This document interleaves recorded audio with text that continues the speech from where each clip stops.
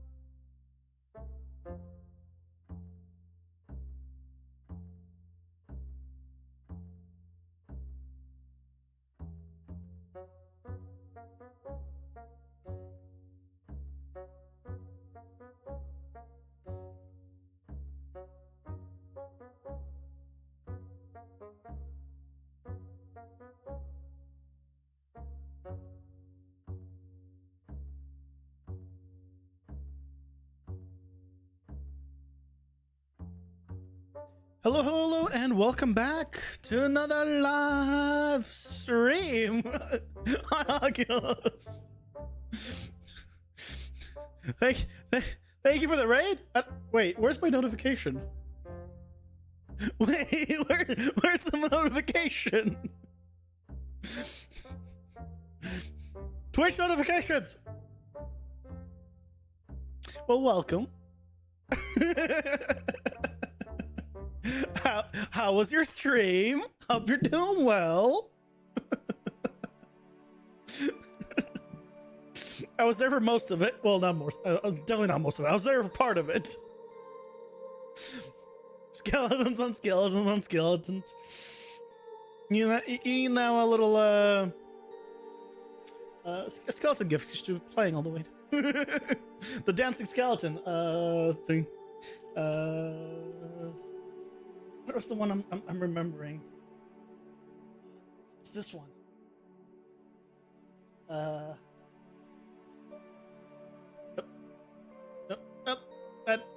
What happened? Why did everything move? Oh God. Oh God. Oh, hold on. I broke things trying to move a single window. I somehow managed to move multiple windows. I don't know what Chrome decided to do.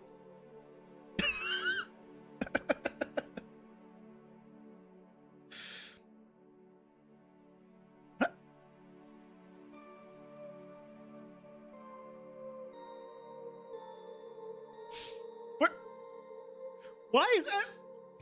Things are broken today. Things are just outright broken today. Is that... Welcome to the broken stream of death. What happened? I literally changed nothing since yesterday. Nothing has been changed. How is it broken? The soundtrack is from Heartbound. Expedition Music should bring up the link to the OST if you want it. Let me see what the hell happened.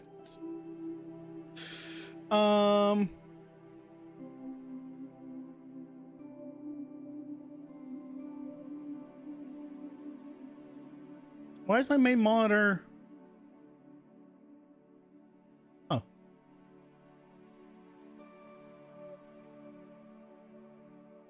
Yeah. Why is my main... What happened to my map? What happened to things? Why are things broken? Why are things broken? Hold on. I'm gonna go. Oh! Oh! We're good!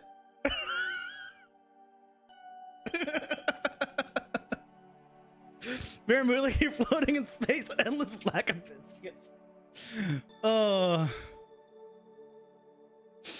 This is what I imagine. This is what you need. I demand you add this dance to all your skeletons.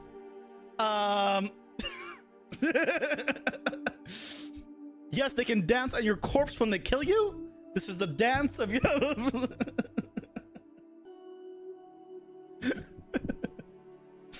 I know what happened. For some reason this morning, my main monitor wasn't turning. It wasn't turning on. It was detected, but it wasn't on.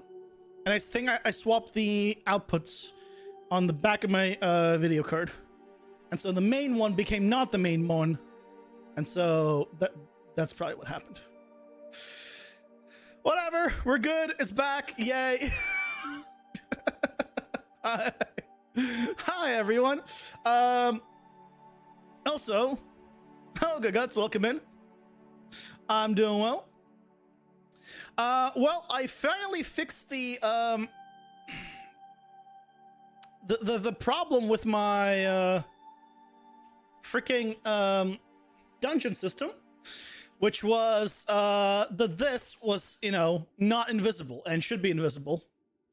It was, so the dungeon architect, which is what I'm using, this should be a door. Basically, hold on, let me just record. What room is this? This is large U vertical. That should be fixed. Basically, for some reason, when you unload an area, right, because it loads in chunks, and come back, it would, anything that was hidden in game would stop being hidden in game. So the workaround that I found is to assign a material that is invisible to it. That is the workaround. Aside from that large U vertical that I need to fix, we can now run around this entire place. Obviously, I've disabled mobs, but now it's more open area. We can go wherever we want, more or less, which is great. I think that's a lot better than it was. Walls are disappearing as you need, which is good. What is your approach to that occlusion shader when things are the way of the camera? That is basically the same system that if you go on YouTube and search occlusion shader, it's basically the same one. Yeah, it's if you go on YouTube and you search UE5 camera occlusion material, it's not great. I need to fix it. Right, it's just, there's a few different ones. They're all basically the same, but it has issues. What I'll probably end up doing is a slightly different system. But yeah, the problem with it is, you see how it's very sharp here, but then it becomes like soft at certain distances? It's not good. It works, and for prototyping, it's good enough for now, so I'm not changing it. But yeah, that's the problem. Also, let me show you, because I talked about it during your stream. Let me grab a mob that has, it's not a boss. So if I grab this mob, right, he has this, they have this hold animation, and then they jump attack. So you see the animation plays, and then he stops, and then he does like a little jump over. So this is procedural.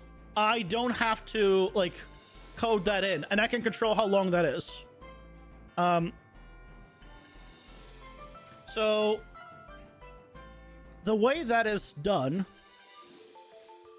is if I go to my behavior trees, I just go with my melee one probably. Just open up everything else as well before I forget. Yeah, this jump attack sequence. Lots of stuff. So here we set a value as a bool. Oh no, we don't need this one. This is just a pause attack in general. It's on, not on this. It's on, because I forgot. Enemy. It's on his animations. So I have this. Just notify. Pause attack. And all it's doing is, this is paper ZD, which is why I said, I don't know if it's available for actual animation, but you could pause the playback. So you could pause the animation. And so I have it pause, and then however long I want the jump to last, basically. And then it will afterwards resume the animation. So for example, what I can do now is, let's say on this pause attack, instead of 0.25, I'll do like 2 on all these.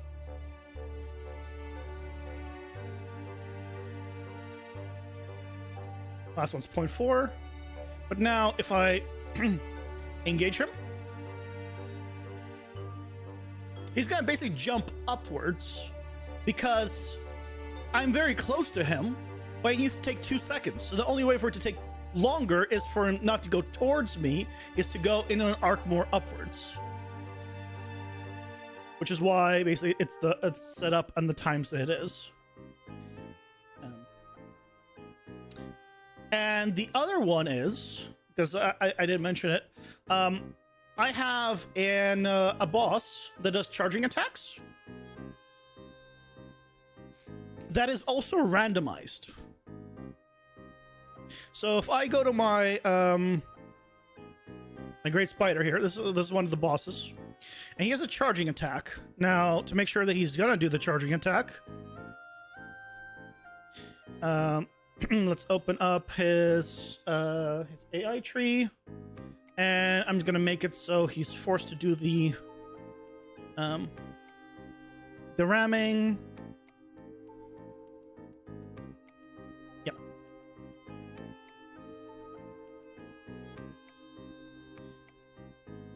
So attach this. So he should always do the ramming now as soon as he aggroes me. Yeah, so he's doing the ramming attack, and so he does a little charge, right? But the amount of, I don't know why I stopped there, but the amount he charges is randomized. So 3, 4, 5, he can do 3 as well. And this means that the timing of this isn't set in stone. And maybe I want to change the distance all dynamically, and maybe I want to change the duration all dynamically, but I don't want him to stop the tree, right? I want him to still do this no matter what. As you see, it's a 2-second cooldown, but that doesn't really matter because he's not resetting this. He's not starting this again. So the way I have this done, I just double click on it, is through event dispatchers. So at the very beginning, I cast to the character. And then I just say, okay, when assuming that we're doing this attack, execute this special attack, which is a blueprint interface, and also bind an event that will trigger the finishing. So effectively on the spider now,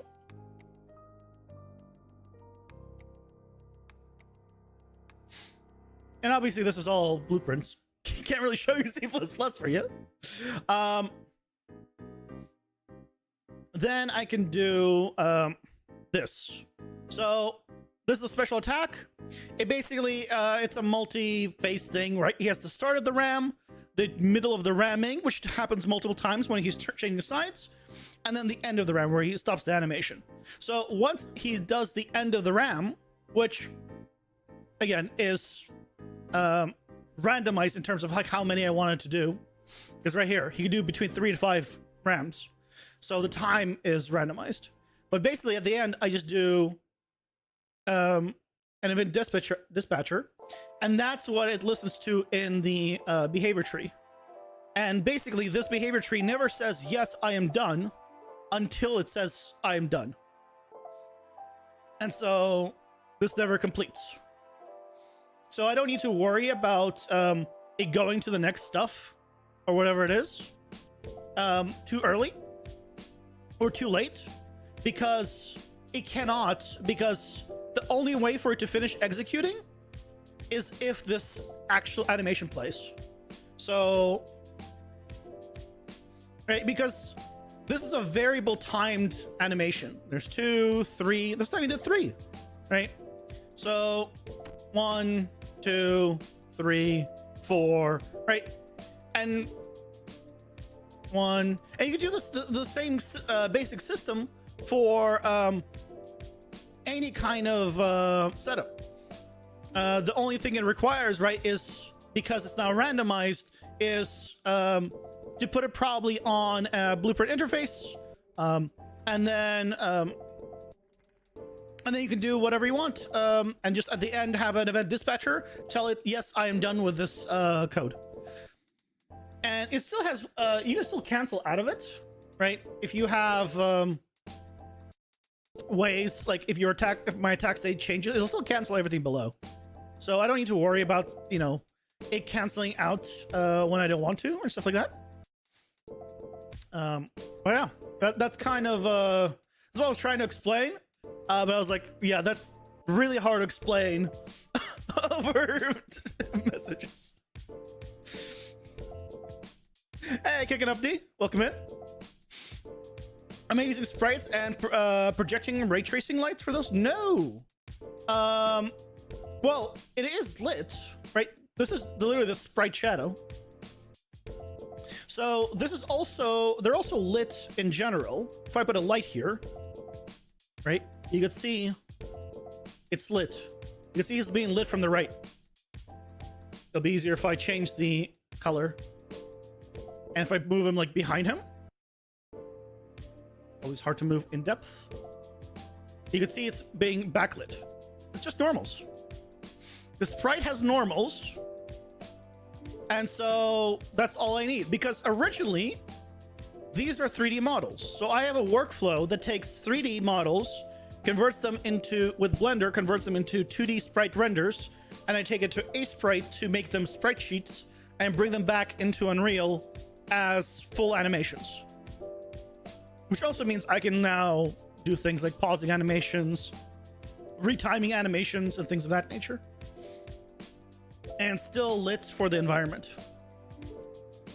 Yeah, if I were, was to... Here, what I can do is turn on the room stuff real quick. And we can get some enemies and I can show you the combat. Yeah, right now, keep in mind, it's not going to be proper spawning for the new layout. But basically, it's all right. All characters are 2D sprites. Originally, this was a room-based setup. I've demolished the walls, so you can just go anywhere, as you can see. But we clear a room, and it'll be different going forward. You can get a power-up.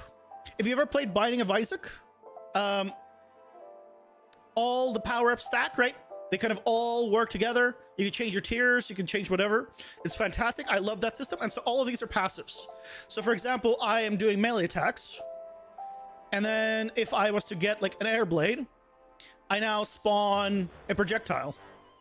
And then maybe my projectile now also does, well, there's more projectiles. And maybe there's, I don't know, let's do, orbiting orbs around me, which is also modified by the more projectiles. I can also go, let's go fire trail. That sounds fun. for a quick demo. And let's do like homing attacks. So now I have orbs around me. And I spawn a trail of fire. And if we come here, spawn some enemies, you can see all my shots have homing because everything stacks. So this is basically becoming effectively a combination of Binding of Isaac, like Hades, Dead Cells, and at this point, at this point, I guess Path of Exile a bit. So I'm gonna be changing the right now because it was originally room based. For the loot, I'm gonna change it to be there you go, slightly different, and then we'll have it. And this is all three-dimensional. Also, I should mention that because this is now here, if I go and generate this a few times, I might get a layout. Yeah, so here we go. You see there in depth? You see how you have like 3 layers of rooms there? That's not like, oh yeah, I wish I could go there. No, like you see it. Let's just go. Go. Now I'm here. Now I'm down here. Now that's lava. Or like damaging areas. So right? And like, okay, cool. Let's go. Again, right now they're spawning per room still, but you get the idea. It's a 3-dimensional area, effectively.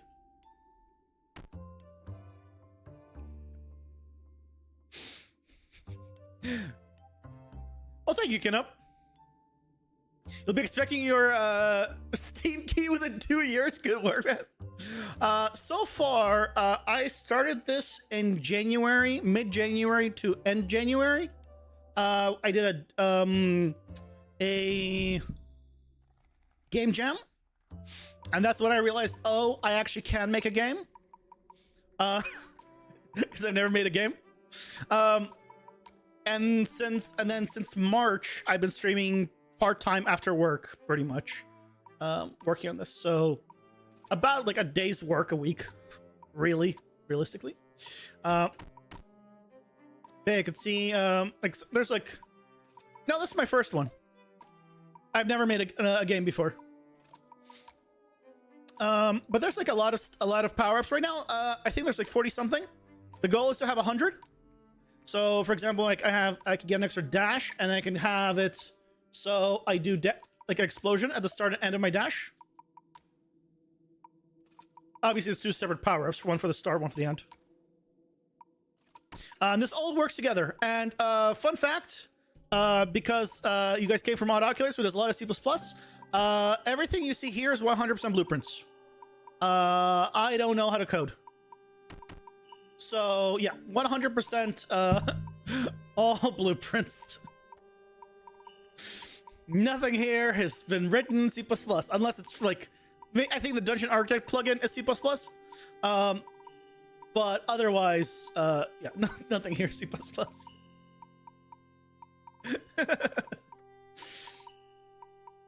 All 100% blueprints. Some of it needs to be like cleaned up a little bit. We're changing this one right now, so. You're coding? Yeah, I know. I just mean like I don't know how to code with a semi. Well, let me phrase that. I know how to code. I just cannot be bothered with the semicolons and the memorizing of the like. I started learning C++ again, or trying to a little while ago. And immediately, one of the things I found a mistake on was, and it wasn't working, was because I forgot to capitalize the word print. And so it wasn't printing. I was like, I'm confused. Like, why is it not working? Yeah, I just forgot to capitalize the letter. Program is not for me. Actual coding is not for me. I can't be bothered. Look, I am a environment artist, generalist, like artist first, and I became a technical artist. I am not a programmer that became an artist. If I was a programmer that became an artist, like, okay, I got it. but I'm an artist first. I'm a visual person. Like, I cannot read documentation. Right? A lot of programming stuff is all written in documentation. Well-written documentation, sure. But for someone that doesn't know how to read documentation, like, I cannot read it and remember it and learn it. I need, like, YouTube videos. So, yeah. But yeah, that's my first game. Let people try to learn new things. Yeah. That's just what this is. Learning on the job. Well, you sound like you don't know the syntax. Knowing you how to blueprint is the same as coding. Yeah. So, logically, I know programming, right? Because I know, yeah, we get the min, with the max, we need to check in this and need to that. Yeah, the syntax is... And I can't search for the stuff. It's really hard. Hey, Fritz Superman, welcome in. Have I tried Godot? No, because I know blueprints and it's hard to go anywhere else without them. That's the only reason. You don't author C++, but you for sure are coding very sophisticated behavior? Yeah, exactly. I have not needed a single thing that is, that requires coding. I don't have multiplayer. I don't have server stuff. So I haven't needed, C++. If I was doing, like multiplayer and server stuff, I'm sure then yes. Cool. I understand C++. But like I have a full ability system, like, right? Because everything stacks here. No gas, no nothing. This is all blueprints. Like I can go, like even while having melee, and I have like ranged and melee versions of things. So I can go homing attacks, which also has a melee version. Further and wider teleport attack range. I have a shield that has, like I can block in all directions with this. Like everything has and the like multi-attack, like, oh yeah, well, I don't spawn projectiles now. When I say I just hit multiple times, it gives me less damage per hit. But basically, I can now hit and teleport much further away. Basically a little teleport attack, which makes the attacks feel a little snappier. As long as they're like further than a certain distance away. Docs aren't always easy to read them. You gotta learn how to read docs before. Yeah, I can't be bothered. I'm too lazy. I'm so lazy. So like, I do. I love PCG because I'm lazy, right? Which you know, I guess shout out to my YouTube channel if you haven't heard of it. I also go by Procedural Minds on YouTube. I do all the PCG tutorials. But like, because I need to set up the walls and I couldn't be bothered. So now I have just a system here that generates the walls. Procedural Minds.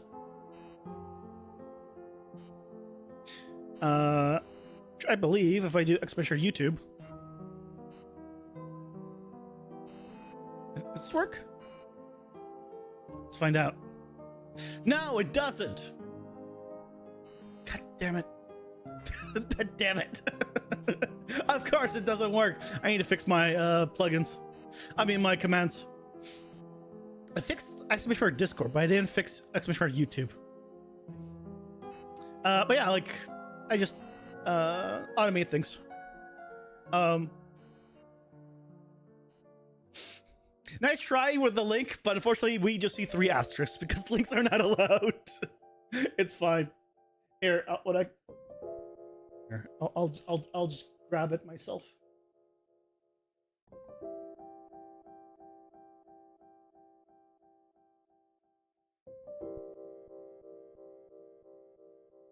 There we go. There we go. For anyone that needs it. But yeah, here I'll show real quick the recent thing that I've been working on with PCG, just to get you guys, you know, thinking about PCG, because it's really good.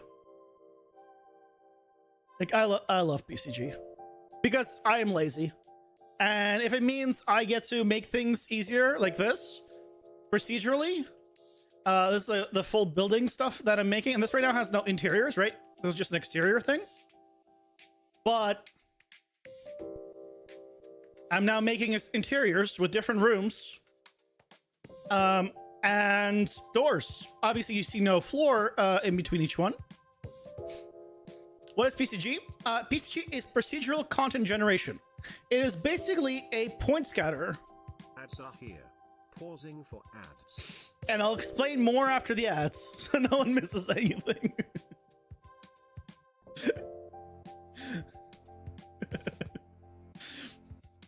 I'll wait for the ads. Yeah, here, even if you're not subbed, you don't get to miss anything.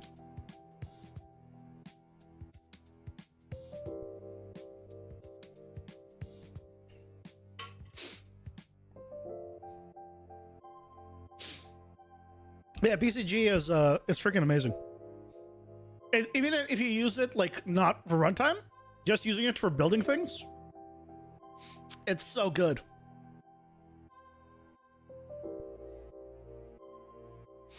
Yeah, procedural generation is your favorite part in working with your final project in Uni? Yeah, nice.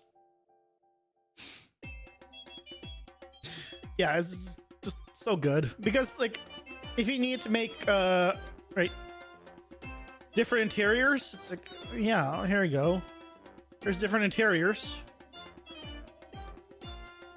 right? And if I want different shapes, I can have different shapes as well. So it's really good. I'll show more once the ads are done.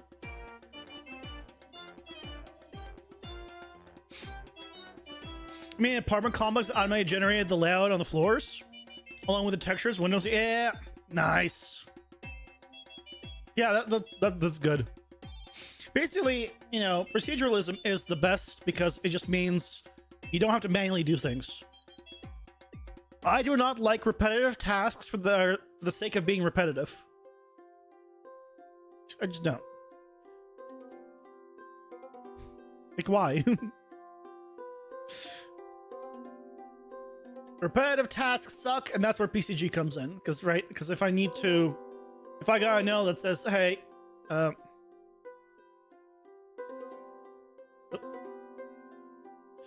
I got a know that says like, hey, can we change the shape of this building?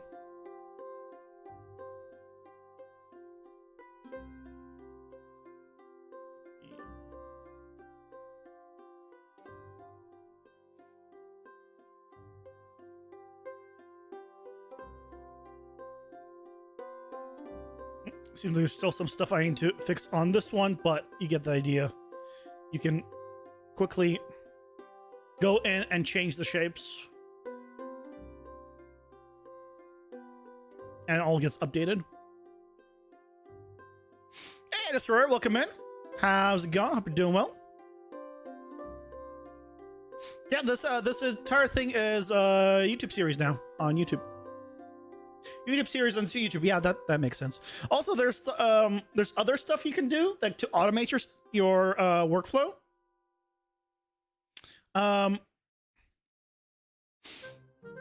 Which is editor utility widgets, which you can do for automating, which is fantastic.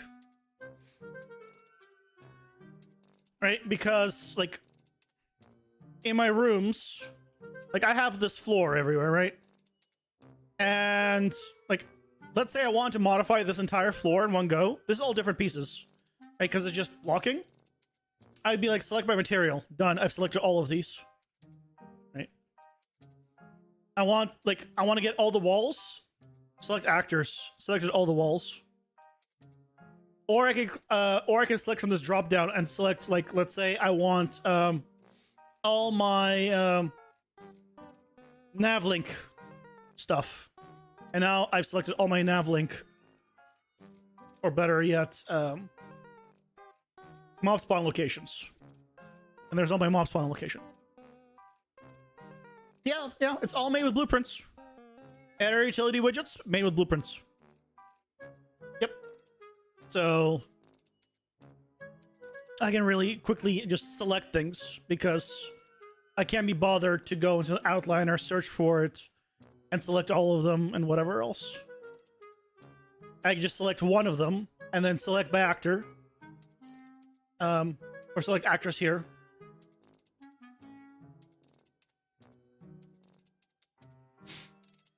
I use Unreal for work, but I work in virtual production.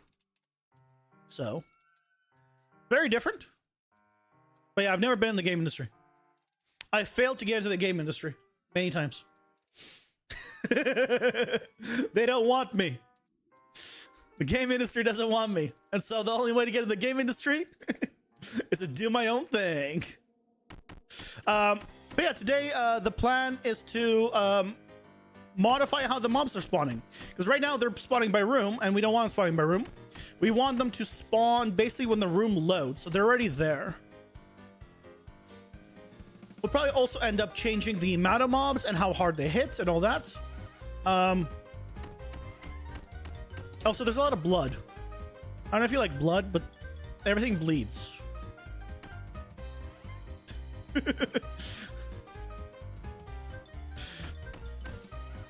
Like, everywhere.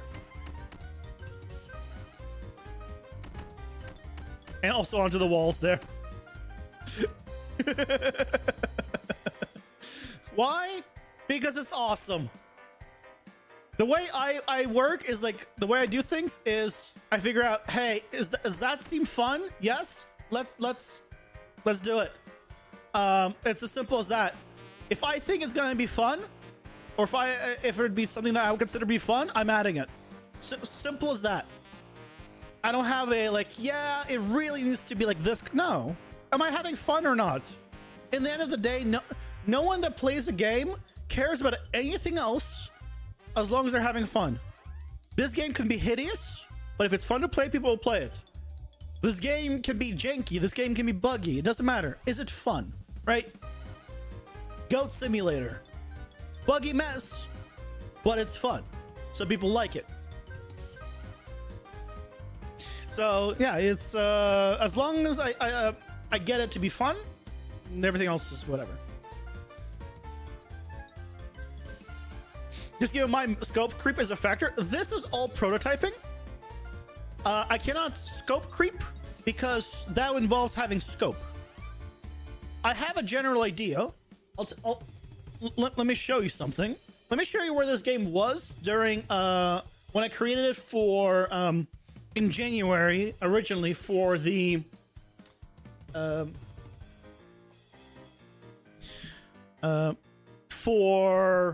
game jam.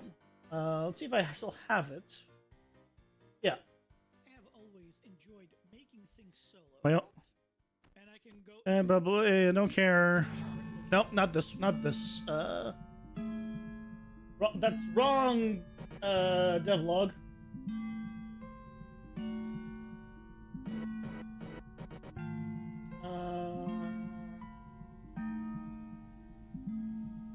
I have the originals. 3, 2. Do I not have 1? That's fine. It's been about a month since no. I want the first one. Actually, you know what? I have the files. I have the gameplay files. I have like the original package.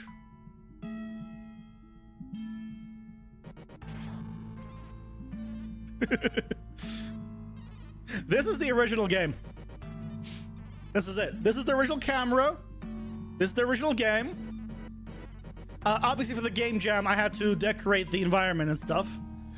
There's no directional anything. Some basic, power-ups and stuff. But this was it. This was the original. You can see here's the same camera cut out.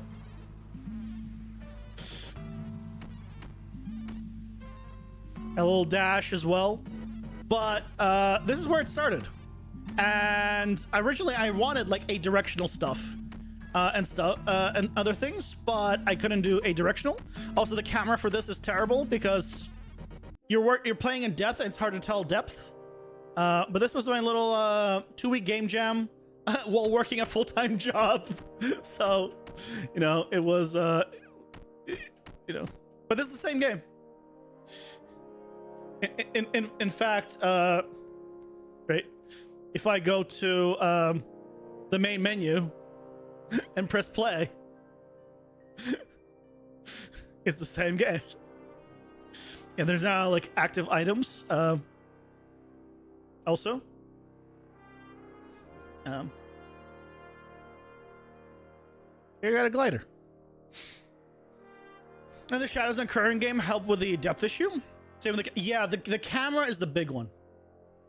Right, we zoomed out the camera once, and then we zoomed the camera out a second time at one point. So it's a lot better. Now that it's so open, I honestly might zoom out the camera a third time. That is a possibility. But for now, no plans to. Also, you can see you don't see the walls above. It's all masked until it's in range. So yeah, there's lots going on. But yeah, let's go. Let's finally start setting up the spawning. Also here, this is the lava area. So I take damage. More and more damage as I stay in there. Okay. Also, feel free to ask me any questions how anything is set up. I'll gladly show. That may take focus off the character that's already pretty far out. It makes the level of focus over the character. Yeah. Absolutely, you're right. This is not like, oh, I'm definitely going to do it. It's like a thought. I might try it and pull it back in, you know, afterwards. I'm all for trying things. Like, nothing is locked in. I might be like, yeah, like, this is a good camera, but like, what if we made it further away? Is that better or worse? Right? Like, it's not going to change, like, much, but it is going to change quite a bit of stuff.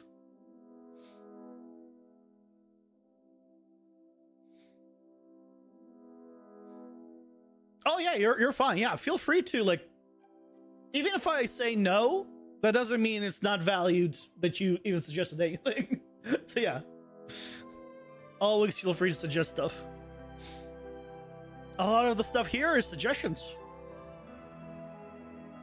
Like a lot of the naming, especially for the power-ups, is suggestions. Let's close all of this that we don't need. Cute anymore. Don't need this. Don't need the PCG graph.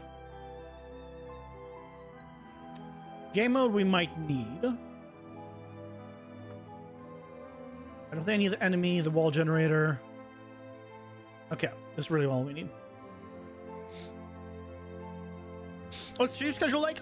So I stream during the weekday after work at 6:30 Pacific until around 9:30ish Pacific.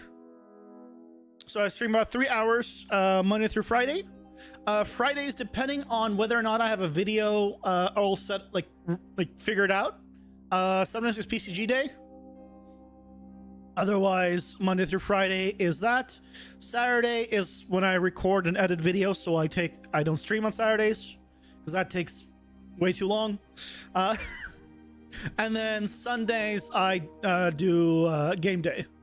So Sundays right now at noon for like 6-ish hours these days, I am playing Elden Ring for the first time.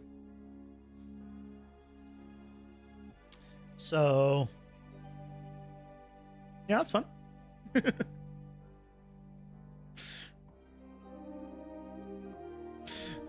Well, I appreciate it. Yeah, feel free to. Yeah, this has been item spawn. We're going to change item spawning too. 3 a.m. for you right now. Yeah, if it's 3 a.m. for you right now, you probably won't be here very often. That's all good. You know, the VODs are always on YouTube afterwards. So, because I multi-stream on Twitch and YouTube. So, You know, there's always that. You know, if you want to see where it is. And I also release monthly update devlogs. So there's also that as an option.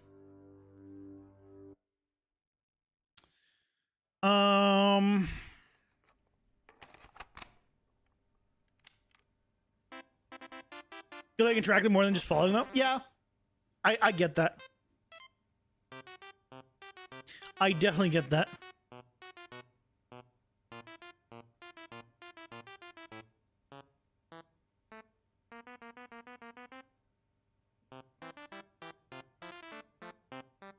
I wonder if the cloaked in shadow will work after I change this.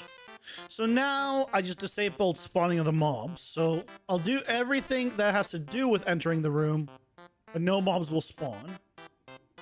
And what I want to happen is spawning of the mobs to happen on begin play.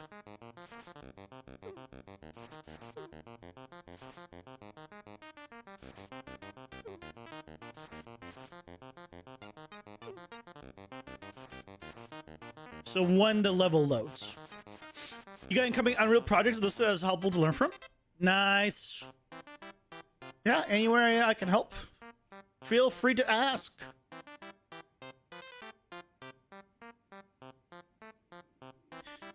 It didn't load any mobs. Why?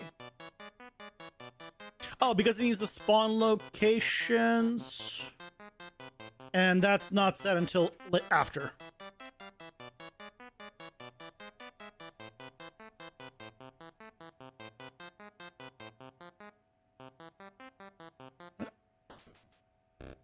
Wait. Can I do that here? Yeah, overlapping walls patrol. No. Oh, am I doing that on... Oh, I'm doing that here, isn't it? Okay. Oh, spawning them on proximity, would that help? I could. I feel like I should just spawn them during the level, because basically I'm only loading in a radius around me. And it'll be easier to just say, hey, level loaded, so load the enemies, kind of thing. That's what I'm thinking.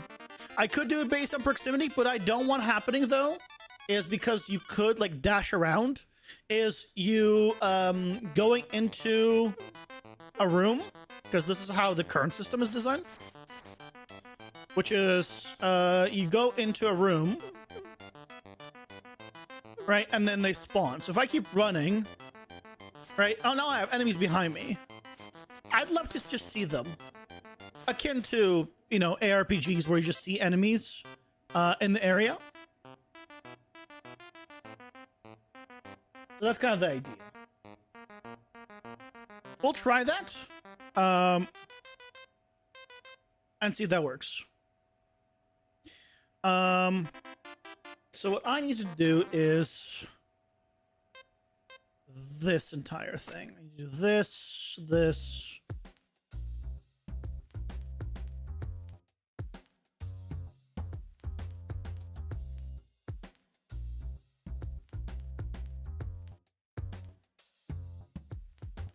Yeah, I kind of need all of this. So I probably just put all of this on begin play.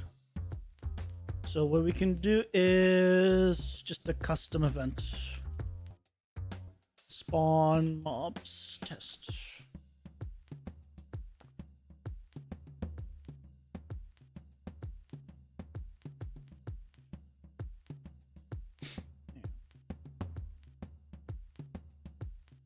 If I'm doing something like the PoE shrines, find a level, click for buffs. Not yet. I one thing at a time. Once I get the, you know, the characters, you know, working and all that, then we'll talk about adding in things like shrines and other things. Let's get the basic stuff in, and then we'll do the rest. There's so much to do that I don't want to overwhelm myself with like extra little things that are nice to haves. Oh, there we go. Now they're spawning just immediately all around me.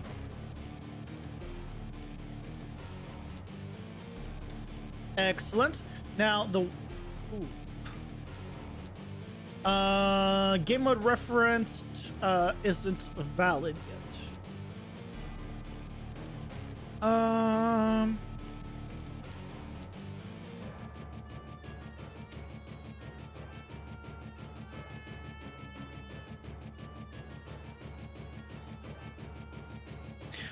Because I'm getting the gamer reference from my character, which I'm no longer getting from my character.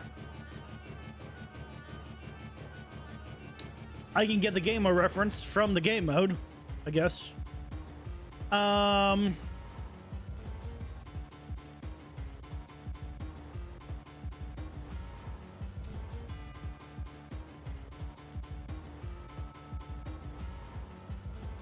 have to do a cast.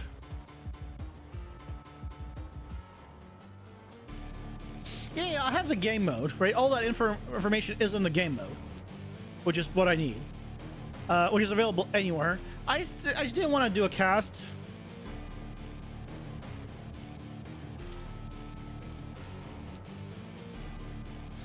That's all. But for now, we'll do a cast. I might change for something else later if I figure out a better way. Because the previous way it was doing it is my character would enter it. My character already has the reference to the game mode, so you just pass that information along. But since I'm no longer doing it with the character entering the room, then it doesn't have this information. So it's like, what do I do again?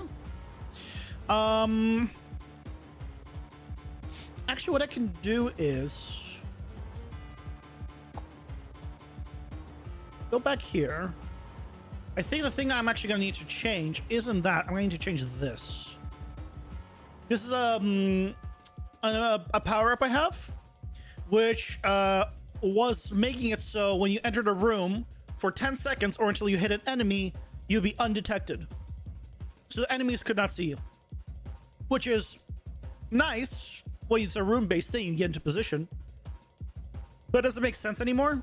So I might just scrap that, in which case I don't think I actually need the character reference. Here they all are.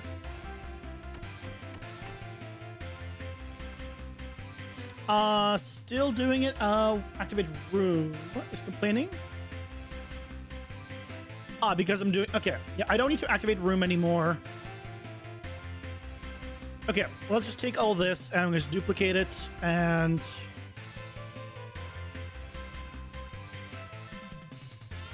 Because we don't need all of this. Let's just duplicate it up here.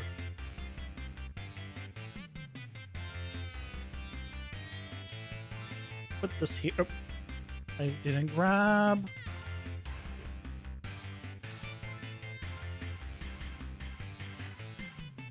Yeah, we're no longer doing room-based stuff, so the whole activated room doesn't matter. Activated room doesn't matter. Ooh, no, it does, because I have other things happening in activated room.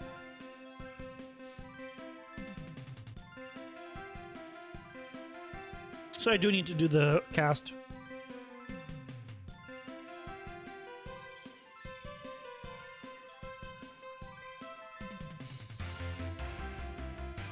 Cloaked and shadow test. I'm not doing hide walls in the way. I don't need this actually anymore. No, I don't need it. I'm not doing any... All the stuff is room stuff. I'm not doing any of that. Cloaked and shadow needs to be...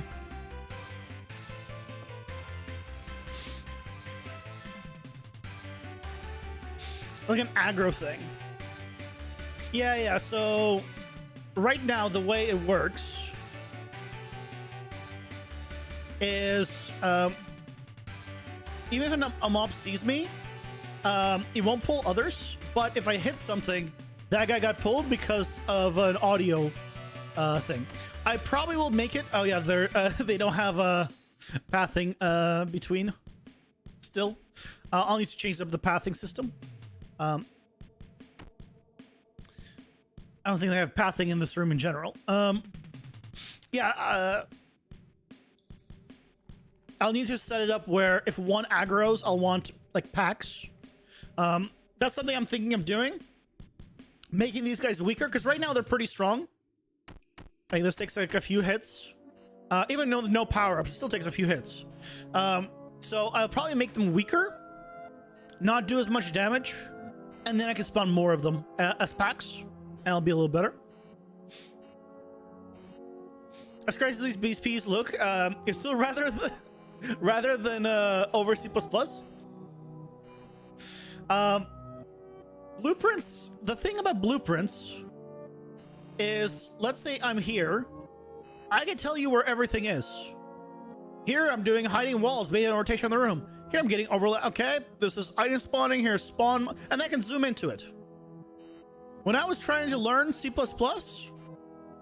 and I had just this giant page of like things, I couldn't tell you where I want to zoom in for what. I better remember where that is down the list, because I sure as hell can't remember.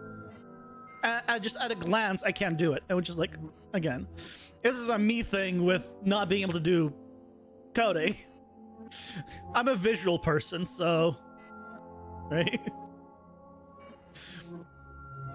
That's the thing. I'm a visual person. Here's what we can do. So, right, let's do this. Do this. Don't need you. Don't need you.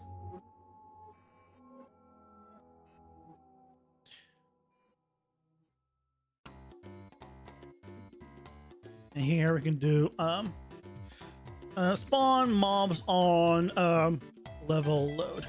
Now the question is, and this was an issue before, I don't know if it's going to be an issue still. If I go through an area and unload this level and then reload the level, does it trigger again? A little super tame for one of the project your buddy showed you? Like, holy? Well, the thing is, you just got to organize it, right? Like, if I open up my main character blueprint in the event graph, right? Like, there's like a bit of stuff here. It might not seem like that much, but there's also lots of functions that are inside of other functions. Like if I open the this is my damage calculation function. Like, cool, it's not that big, but then there's a function to calculate if block is successful, and that's the function for that. And then I have a damage calculation which is inside of an actor component, potentially. That part isn't, but get combined damage is. So there's another function inside a function inside a function.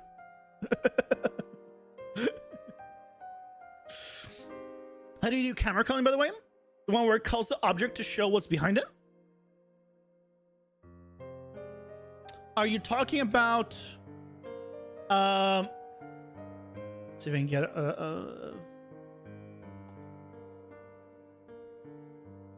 this, where that wall appears and disappears? If I come here, right? Talking about this? That wall? Or are you talking about these purple areas? This wall or the purple areas? I don't know how to code, he said. I mean, I'm not... Hold on. Let's put this to the final thing. Define coding.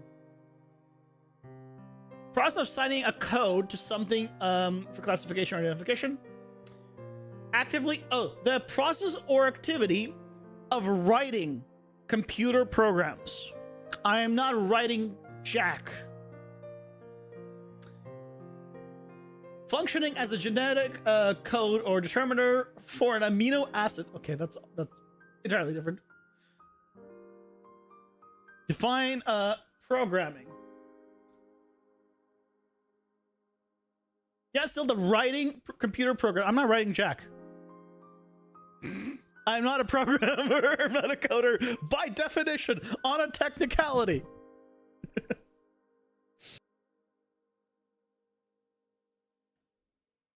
On a technicality, I am not a coder. action or process of scheduling something, especially radio or television program. Oh, program, that kind of programming. Yeah. You're talking about the purple walls. Oh, that. Yeah, just go on YouTube, search UEFI camera occlusion material, and there's like lots of different ones. You can see occlusion masking, different kinds of occlusion masking. They're all basically the same stuff. Yeah. There's lots of tutorials for it. It's all material based, basically. It's not great. I'm gonna need to swap it for something better, but for now it's good. I think it's good enough. Pausing for ads. Yeah, it is a Z depth. Yep. It goes off basically the camera distance to so yeah. The version of the game, that is the same version. The Game Jam version is this, the same one that I have here on this thing. It is the same thing. The difference is it's a different camera angle.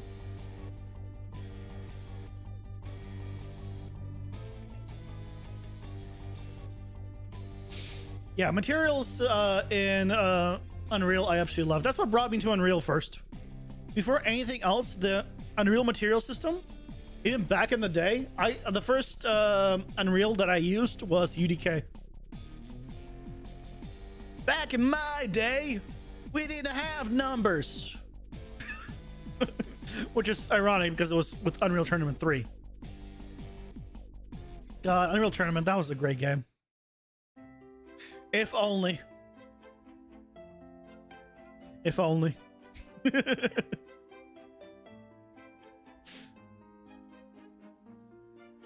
But we have mobs spawning now. Dynamically. Which is good. Also, in case you're curious, well, as they're almost over, I'll show how I store all my abilities. Because again, I'm not doing gas. I don't have a gameplay ability system. It's all blueprints. All abilities are stored with blueprints. I'd like to finish up your current projects right now and start working on Colony Sim game. Dwarf Fortress or World? Nice. That's definitely not a small project. Here are my abilities. So I have the all the information, the icon, the text that shows up, right? Because when we play, these are all procedurally created based on this table. And then all it's doing is giving me a gameplay tag. So when I pick it up, it gives me a gameplay tag, and based on the gameplay tag, then we do something. So for some things, we have I have it actively doing something. Other times, like for example, if I go to my actual character, that's active items. I don't need active items. Activate cards. So sometimes I need to do something specific by tag. These are all in a actor component, and then I can do something special with it. Otherwise, it's like, hey, if I have this, then cool, then, you know, just do something with it. Then I just check for a gameplay tag, and that's it. It's not small, but it's still smaller in scope than a Path of Exile type. Oh, yeah. Which is your second idea for another game? A PoE/Warframe mix? That would be interesting. I'm not sure how you would... I mean, Warframe is already kind of like that. By itself. It depends like what parts of PoE you take, I guess. And what parts are Warframe. You can get very different results. Yeah, that's kind of my ability system, right? It's just... all pretty simple. I have a pickup type that is passive, active, none, but I decided to change up how that works, so no longer need that. But okay.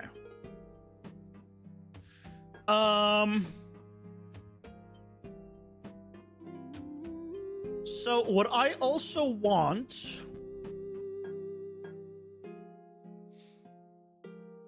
I need invulnerability time.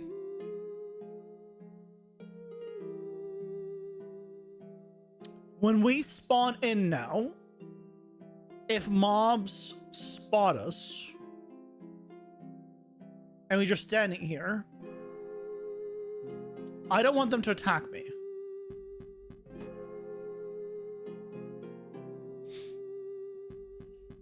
You want to do the complexity from PoE and the many Warframes, classes of Warframe, along with the aesthetic of Warframe, and mash them together? That would be cool. It's not the type of idea I can explain over chat, but anyone can try. Yeah. I played both. It's been a long time since I played Warframe, to be fair. But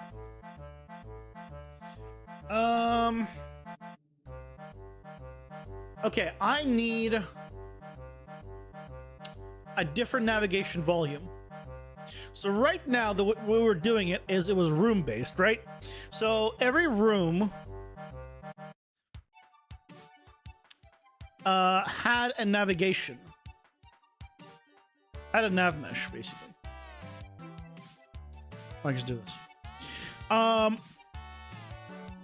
But that also means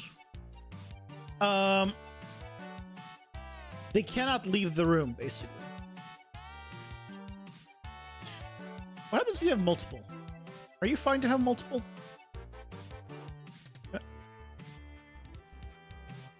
Yeah, they can just stack. So what I can try doing, because I can get the dimensions of the generated dungeon at the dungeon bounds at the min and max. So what we can try doing,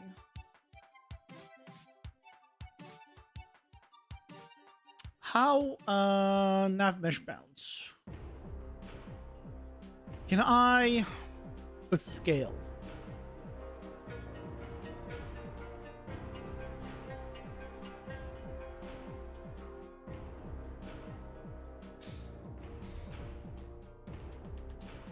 I put this back at 0, and I spawn a cube. Is this 1 meter?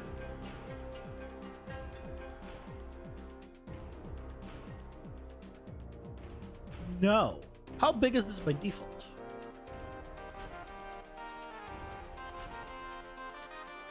Two meters? It's 2 meters. Okay. So we need to work under the impression that's 2 meters in size. That's fine. So what I can do... You're back, your internet is so garbage today? You're pissed? Oh no! Having shit internet is...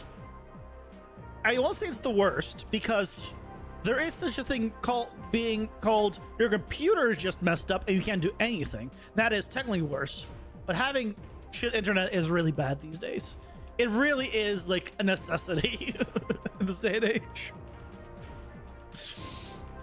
The enemy's got 2 references for the navigator. One on their spawn room and one no, the problem is basically this. My eyes every single time. I wish it decided to be black by default. So, right, we have a room and another room next to it, right? The problem is the navigation, the way it's set up, is it's like this. It's not quite right at the edge of the room. And so, basically, you have a gap. You have a gap right here. It's small, but it's there. And so because these are not connecting, they're not touching here, the enemy's like, well, I can't go there. There's no navigation for me to go there. So, what do you want me to do? Odd, right? So what I'm gonna do instead is I'm gonna spawn a nav mesh volume around the entire dungeon. One volume across the entire on the entire thing.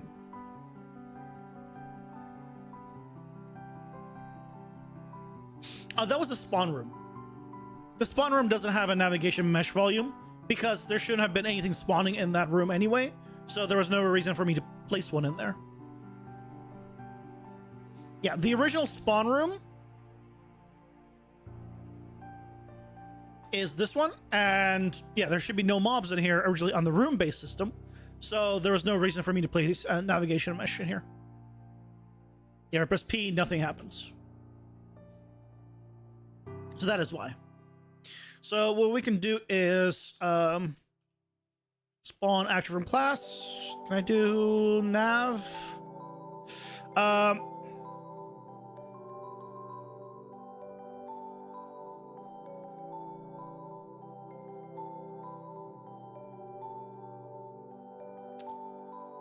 Excuse me? Can I not do a nav mesh? I can't spawn a navigation, nav mesh bounce volume?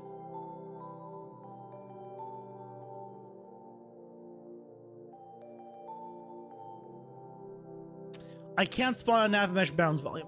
Fine. Okay. Here's what else we can do.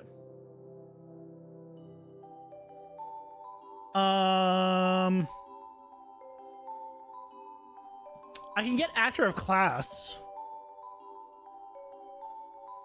and set it. I don't like that though.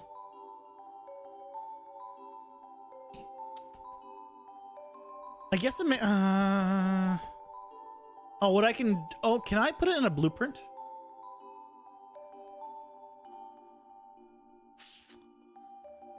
Can I put it into a blueprint?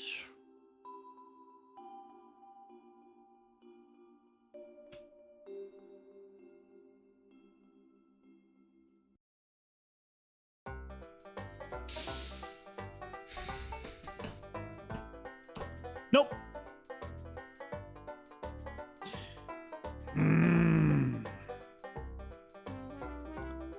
Grumble, grumble, grumble.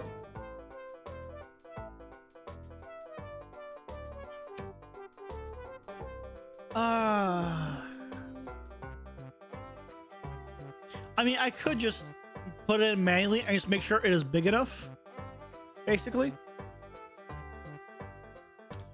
Right, so what we can do is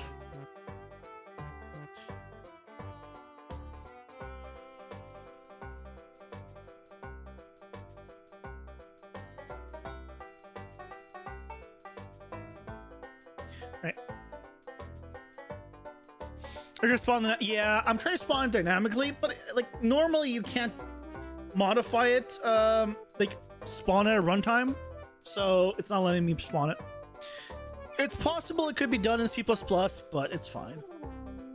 But you can be, I can say that about trying to do anything. You can break the game and you can break the entire engine or remake the entire engine if you have C++, but I don't. What I can do though is do a nav mesh bounce volume, and then I can scale it.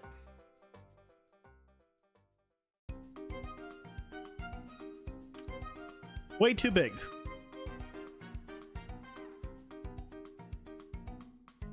C++ chat. I should not have put an extra 0 in there. I didn't really mean to. No, mistakes are made. What is it actually calculating?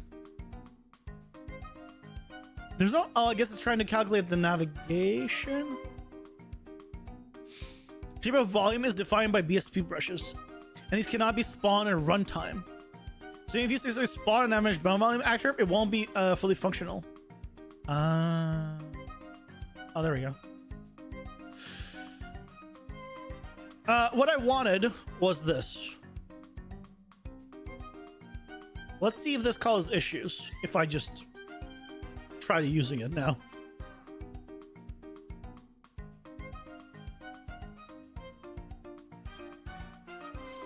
It wasn't one of the articles you found?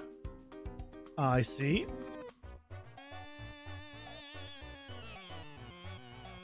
It's probably not happy with me making that big. It's way too big. I know it's way too big.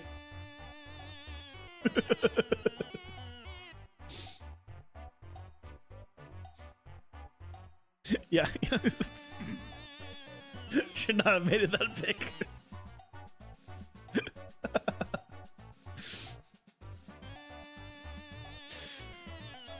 Mistakes were made. I wanted to see what would happen. It's on me.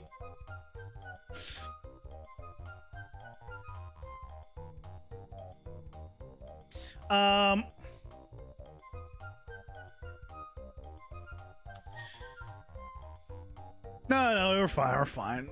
So, what I would like to happen, right, is I want a reference to this.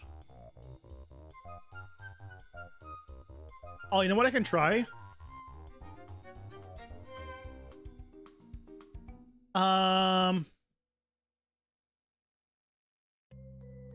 Does display name mean outliner name?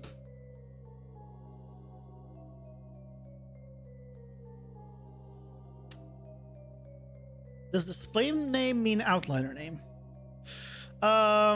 Get actor of class.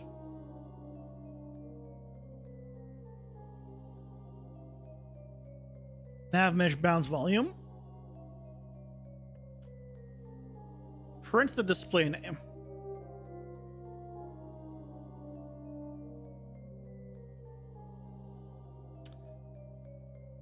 I should have had play. I should not have had play before I change the size of that. Okay, well, let's wait for it to stop, to cancel out. Shit.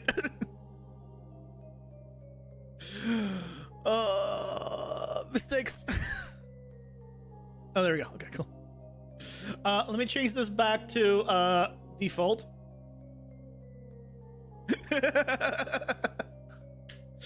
That's how I learned, by the way. I learned through YouTube videos and mostly trial and error.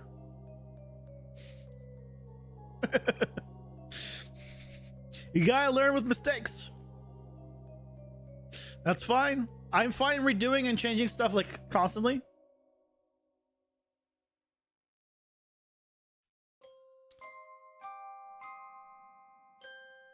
Oh, hold on. Is it always gonna grab the global nav mesh? Oh, it is. Oh, it is. Oh.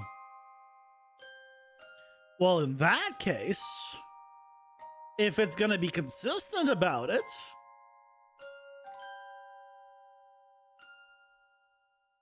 set actor scale 3D.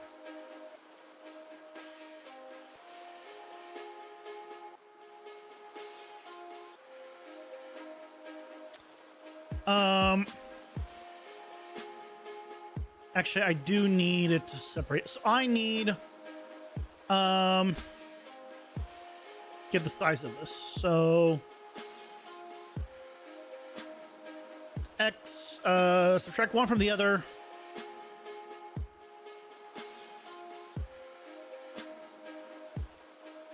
It's 3 times.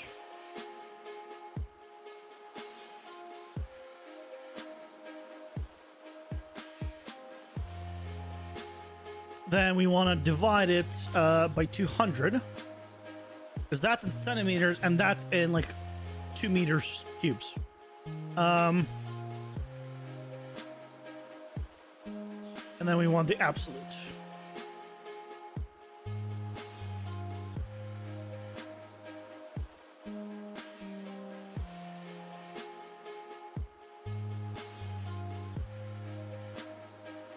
And then let's do a little print string.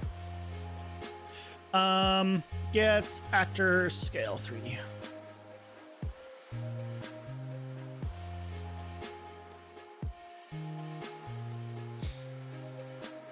You didn't corrupt your project trying to unload it, upload it to GitHub, losing 3 weeks of progress. What the hell?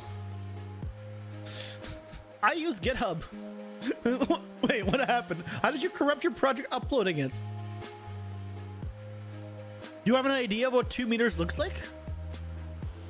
I mean, a little bit taller than me.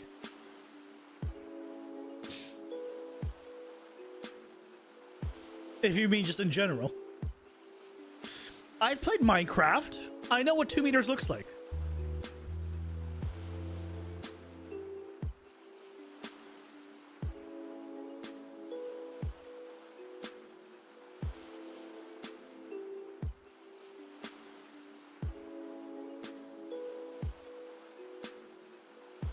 This is a meter. Right? That's 2 meters. This is approximately like 1.9 or something meters, or 1.8 meters. You know? Yeah. I play Minecraft. The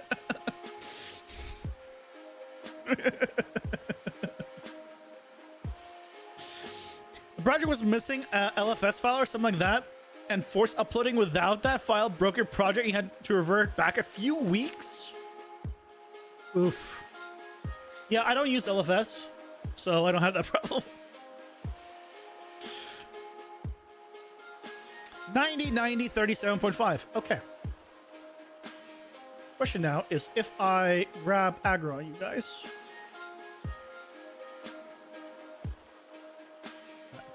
Where are you looking? I don't know. I can't tell where you're looking. No. Okay. It does not regenerate. It scales it. But it does not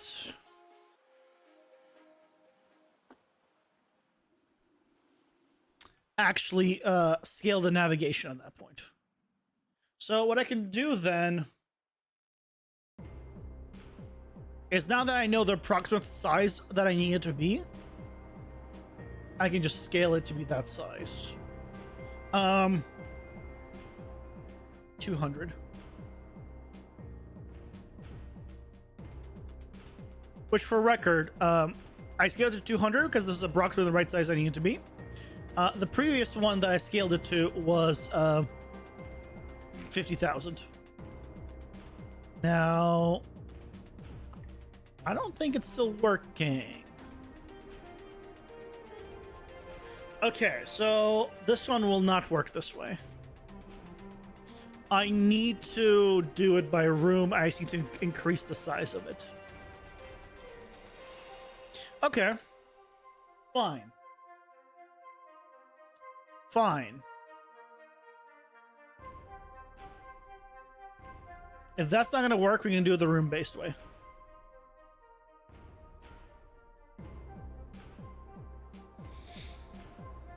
Wait, tell them to print out the target position periodically, see if they have access to the position on the nav mesh in the first place, maybe? Oh, no, they're,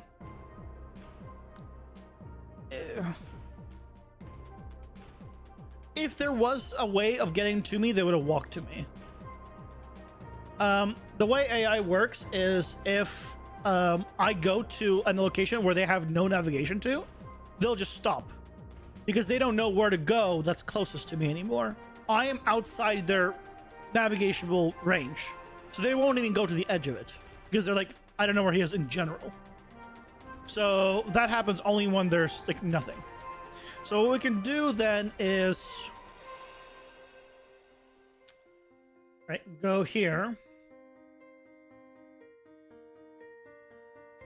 Right, so right now, if I look at the nav mesh bounds volume, it's not quite the full size.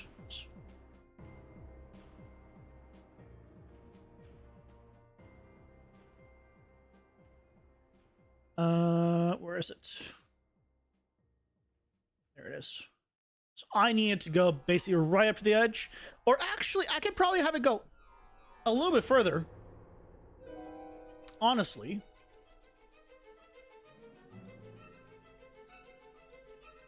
I can have it go a little bit further out. It doesn't hurt. So let's just try that real quick. Hi, little Dyna bro.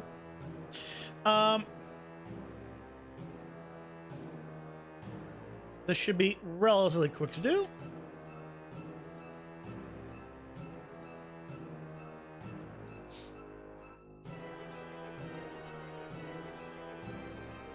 Because previously, I thought I remembered seeing a demo map with the system being done with just one large navigational mesh all around. But it's possible I'm misremembering it. It has been a while. This needs to be 16, I think. 16.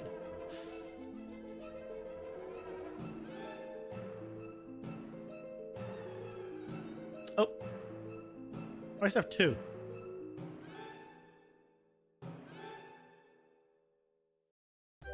Why do you have 2?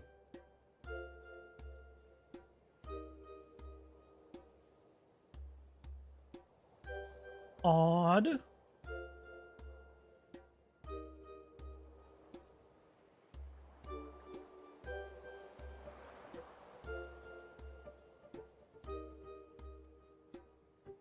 So this is as simple as just setting the values here. This should already be pretty much in the center. Hey, holy crap, welcome in. How's it going? Hope you're doing well. Hope you're feeling better.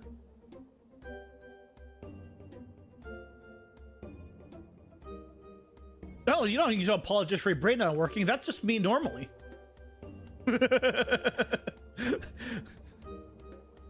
Hey, Collider, welcome in. If you set one single nav mesh, don't you also have to set the grid size to match?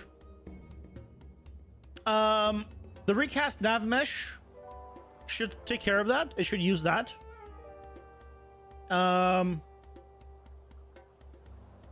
But because these are inside of level instances, I think they're not understanding the global thing. They probably need their own, which is why it stops working. What to do? So we're gonna try basically making the navigation bounds right now just be a little bit bigger than the room, and then see if that helps out. And we're also gonna need to add it to the spawn room, of course.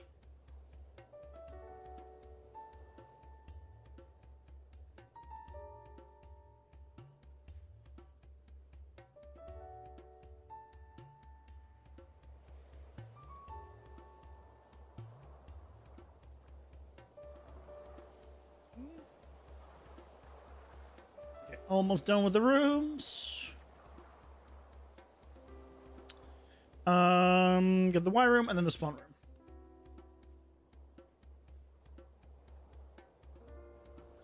Copy it, spawn room, paste it in.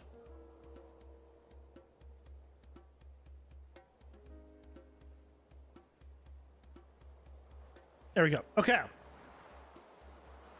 So let's see if this works.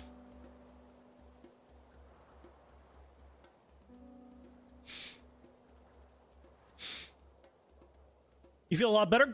I'm glad to hear that. Let's see.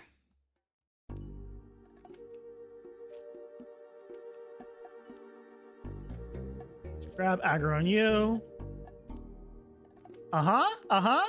There you go. Problem solved. Yep, now, there you go. Cool. Easy peasy.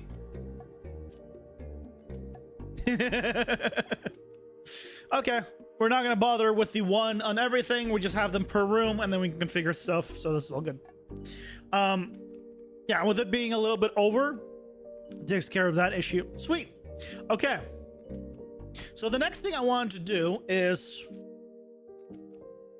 when we load in, right, and the mobs spawn, if one of them has aggro on us, has vision on us, and we get unlucky, let's say, they could theoretically start attacking us already. Now it's gonna be like rare because of the distance there. but you know, theoretically they could do it. So what we need is to introduce basically an invisibility state.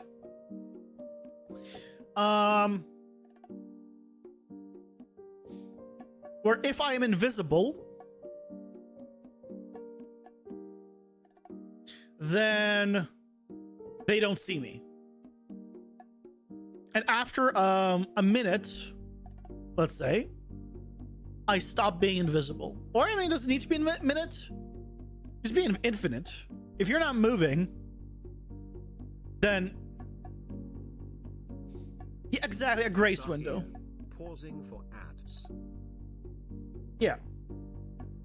I want to make sure that if you spawn no, Batman. Are two enemies spawn right on top of you? Just make it part of the gameplay. No.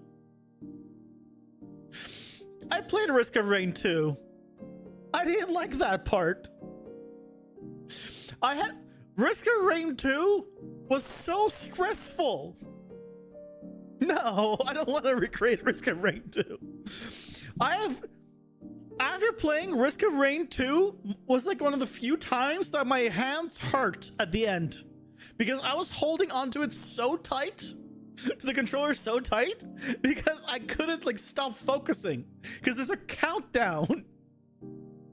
So you have to like just be like, where, go, next. Dear God. Not for me. I love Binding of Isaac, I love those kind of games.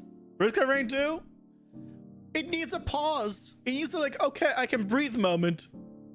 But even if you clear the level, it's still increasing in difficulty. You have to keep going fast. It's such a stressful game. It was nice playing it. Like it was a fun test, but or a fun tryout, not a fun test. But you were playing it with controller. You thought you would get carpal tunnel. Yes, I was holding the controller when I was playing Risk of Rain 2 so tight, my fingers at the end were like hurting. At the end of that stream, and it wasn't it wasn't that long of a stream. It was like a 3-hour stream, like 2.5, 3 hours. Yeah, switch to keyboard. I'd rather let's just introduce the new system. That was fun to watch you on that. I imagine. It also doesn't help that a run is just a continuous stress test for the whole hour. Yes. So you could. There's no breathing time. Even when you beat the level, difficulty continues to increase. If you just stick around, if you just like stop, you had to literally. I had to press like when I cleared the level, I just paused the game. Like, okay, breathe, breathe. I'm not saying the game's bad. It's just not for me. I need a little, you know. Give me a Baldur's Gate 3 where I can be like smart and, you know, strategic about everything. There's a cap on how difficult it can get. Yeah, that only matters if you're good enough to get to that cap. When you're a new player, there might as well not be a cap. You'll never get there.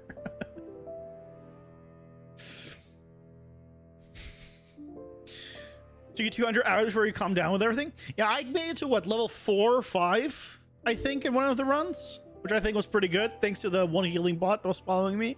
Thank you, healing bot.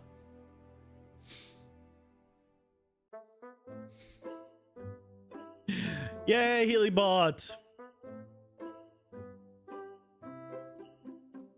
Baldur's Gate 3, where you can stand on 30 barrels and get 2000% high ground damage bonus and one-shot the boss. I mean, that's awesome. But you planned that. You did that strategically, right?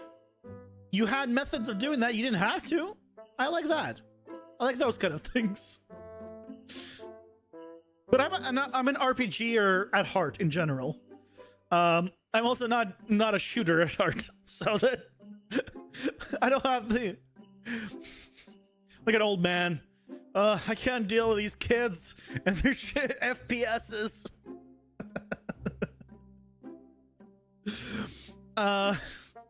Open up my AI controller.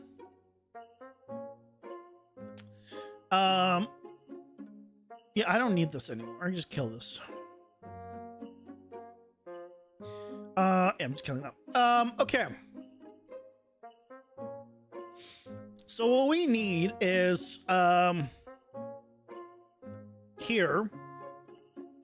If we sensed to be true, I need to see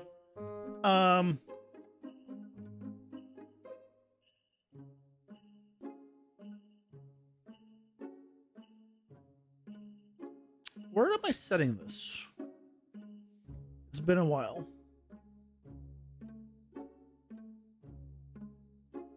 Okay. I'm setting it in the room manager. Yes. So that's part of, yeah, the hidden chat. Okay, so I already have a setup for this. Perfect. So what we can do is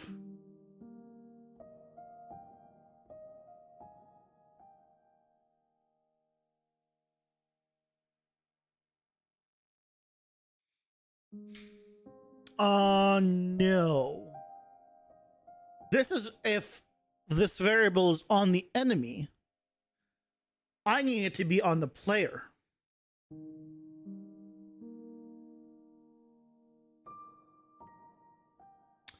So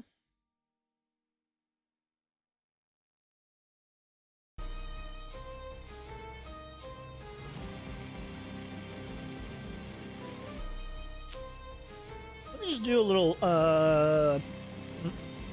print string of the actor. It should be me, I'm pretty sure. On that. Oh, right, it gets everything. Because then we're doing the filter for the player. So we can do is here, do the print string.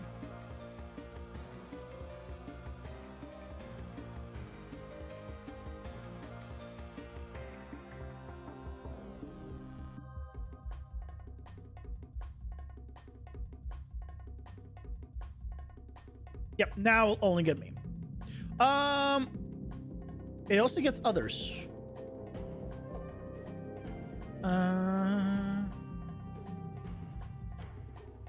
Oh, it's the handle site here. Yeah, I checked that it's equal to the player.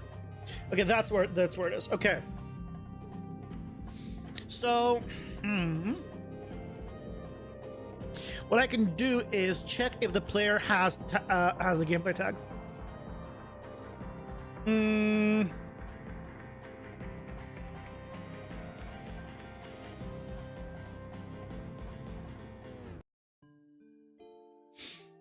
can't get it out of your head. Wait, what can't you get out of your head?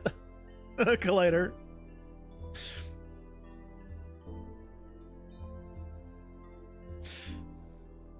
The Batman thing for a while back? You can maybe have an agent to know terms of for Unreal on the game mode that starts the AI frames. Nah, I think the easiest way to do it is this.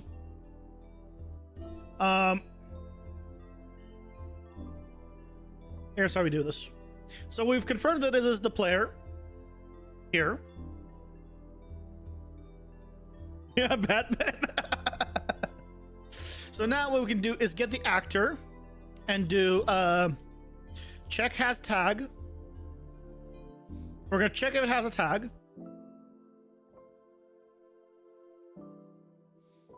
What is it called when you guys gave me the name a little bit ago?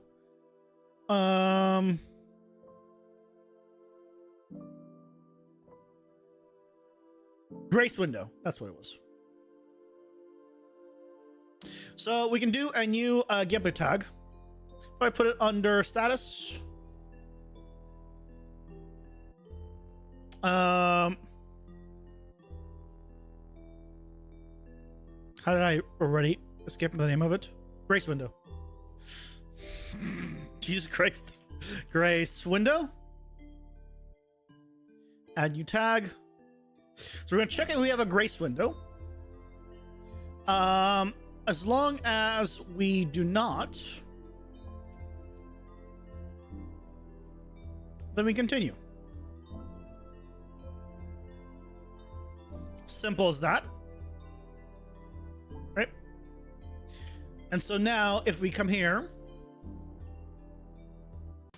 I should be able to run around and they'll aggro me. Yep. All good. And now we can go on to my player character.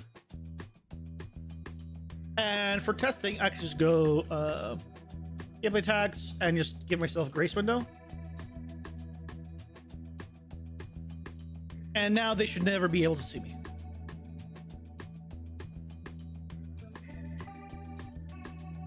Oh, that's a wall.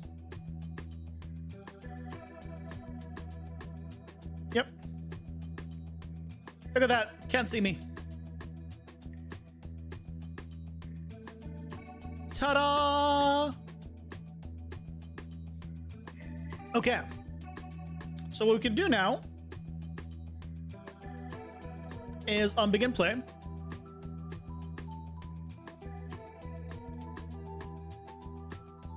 I think we'll just give ourselves a grace window by default. Yep, by default. And then we'll have a delay here of 1 second. No, we'd want a timer because we want to be able to cancel it. Timer by event.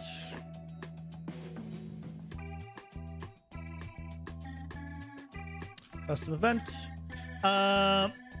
Disable grace window. 1 second.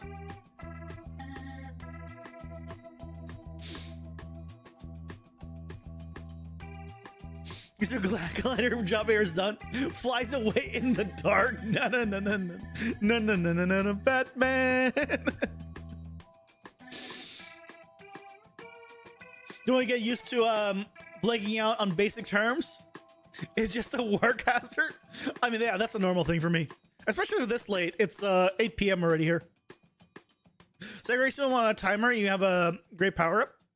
Yeah, that's probably what I'm gonna do, actually. Because we already had one before. I'm going to figure out how I want to do it though. 10 or 15 seconds. Oh yeah, sorry. When I said 1 second, I meant 1 minute. Yes, I meant 1 minute, not 1 second. Then I can do remove gameplay tag. And then I want to remove the grace window after afterwards. And then what I'm gonna do is I guess I'll do it on movement.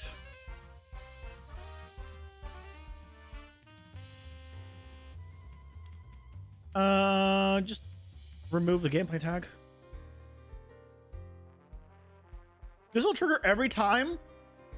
It'll try to remove it every time, but I don't know how much worse that is than checking if it's there to begin with. So it has to do the check either way. So the way I see it, I probably don't need to do the check. It just, if it's not there, it's not there. So what we could try doing now for testing purposes, right, is let's do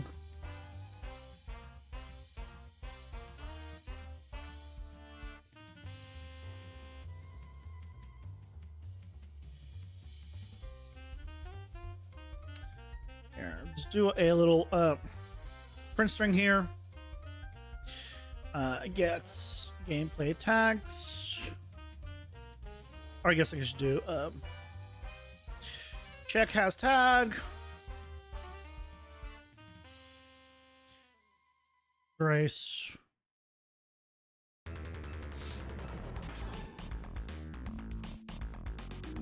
True. False.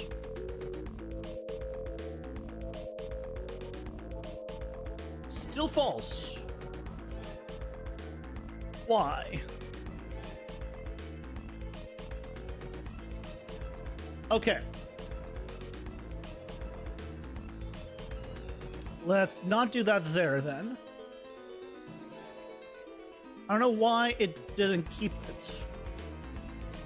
On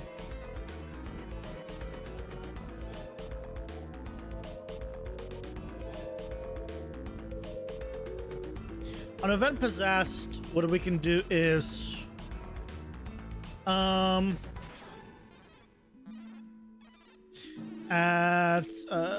gameplay tag.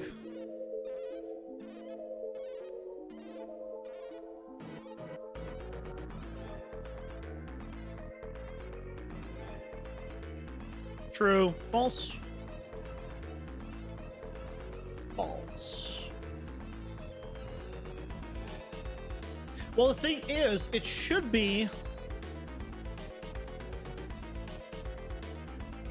loading a new level. So it should be resetting this.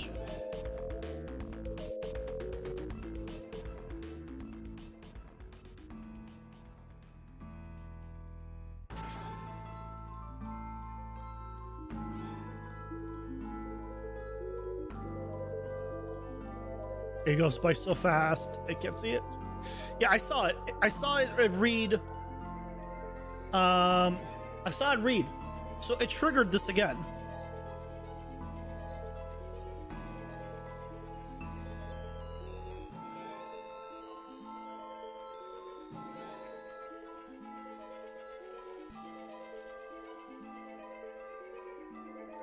Oh, you know what it is? It's probably maintained that I have moved, basically. Yeah, it might be maintaining that. So I don't know why I deleted it. Give me back my print string. So if that's the case,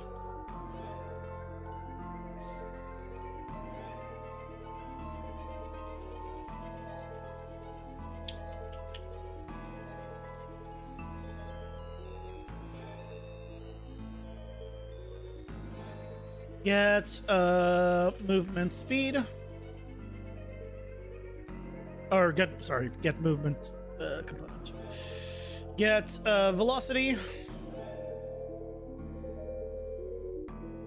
If this is greater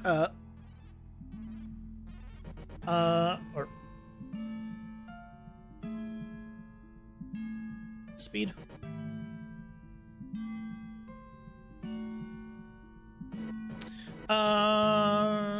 I need to convert velocity to speed. Crap, I forget the function always to D5 velocity to speed.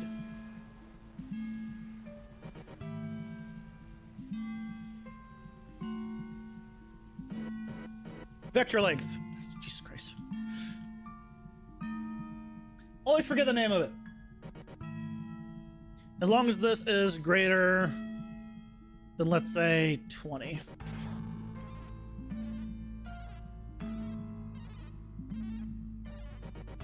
So not only do I have to move, I have to move a considerable amount. Like a noticeable amount.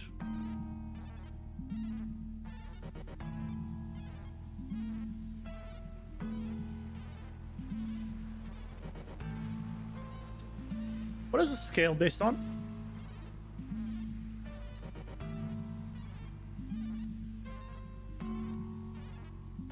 Is this a 0 to 1?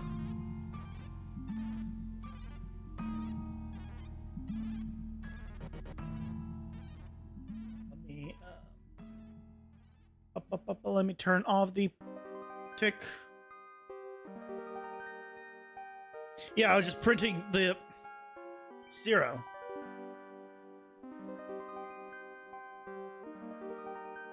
Oh, it's because it's on start. It prints it when I start moving. So obviously it's 0. Always. Yeah, that makes sense. Because it's on start. On start is going from 0. So what I can do is add a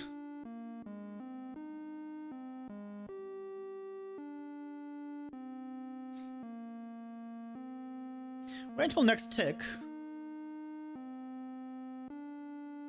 and then do a print string here of this. I might need a little more than a tick. There we go. So now we're getting a value above 0 because it's basing it off of the previous, like the actual speed. There we go. So as long as this is above 10, after a single tick of movement, then it will do this.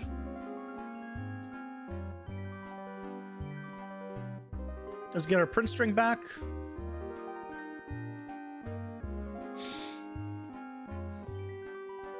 You're out, Collateral. Have a good night. Hope you have a good rest of your night. There we go. True to false. Go to the next level. Why false? Why still false? I'm giving the gameplay tag here.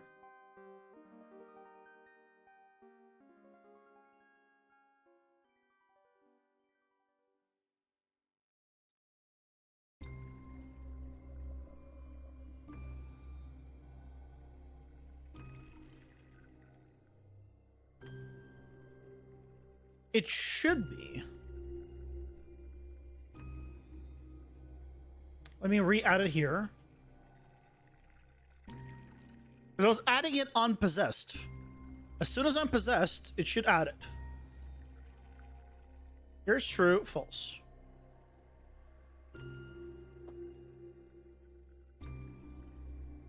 Here's an interesting test. If I don't do the movement, hey, Mr. Spaghetti, welcome in. How's it going? Hope you're doing well. I'm gonna remove it from the movement section, and instead, I'm gonna change the timer here to 5 seconds for the remove grace window. And what I want to see is if it was the movement that was doing it. True. False. Go in here. False.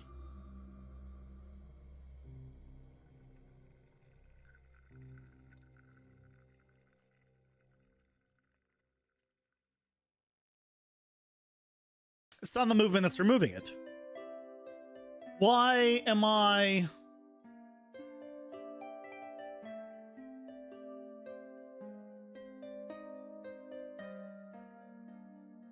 But why? It is added here.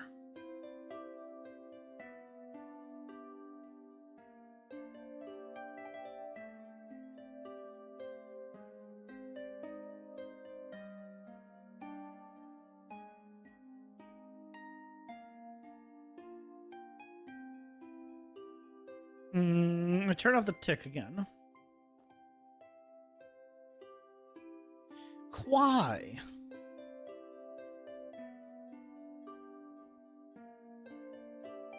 Is this true? It did add it.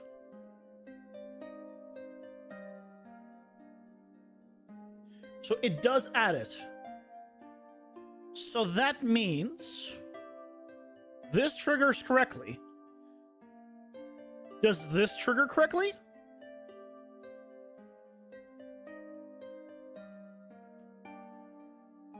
Start.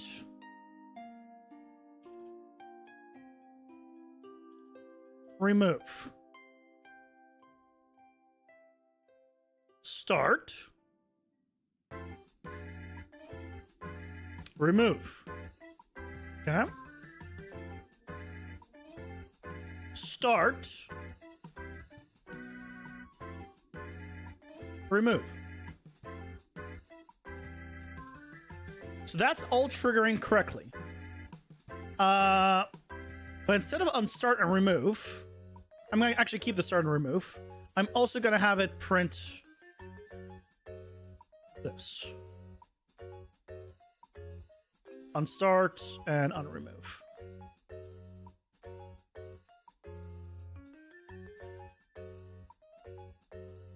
Start true. Good. Start true. Sorry, is it working now?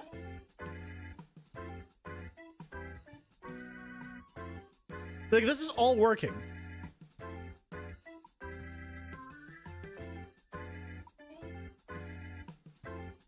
But if I did it on tick,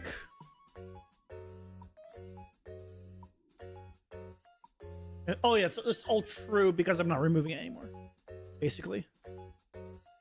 Wait, why is it working on true now? Oh, because I didn't wait for it to remove. I gotta wait for it to remove.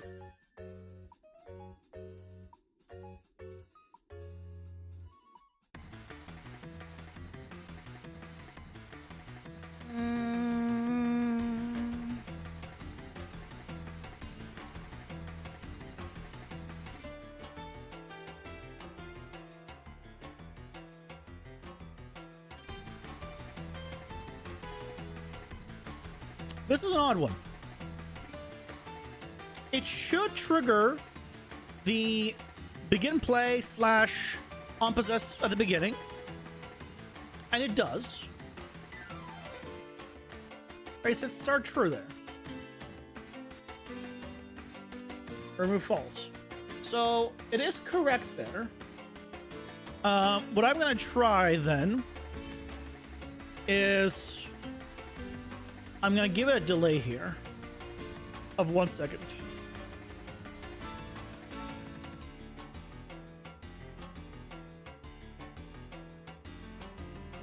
Is it still true? Still true? False removed. False.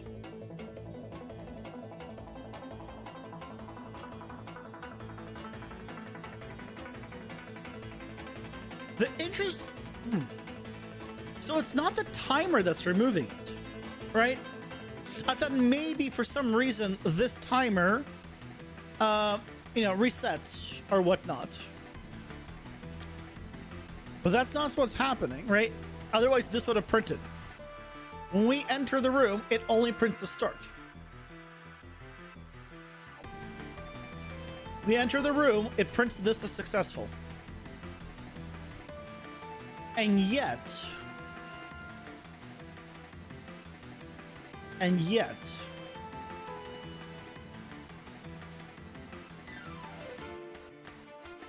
this is not where I thought I'd be having difficulties today on figuring out why on a new level a tag isn't being saved.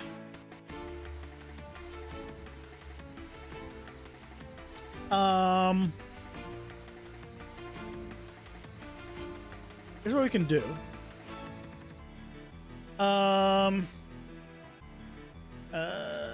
Get gameplay tags.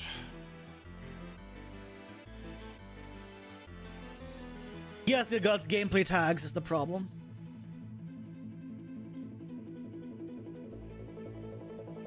Break the container for each loop.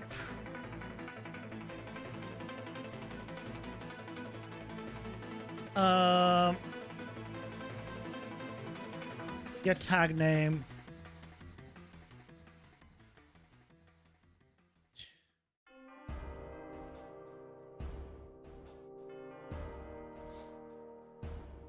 I wanted to print all the tags I have.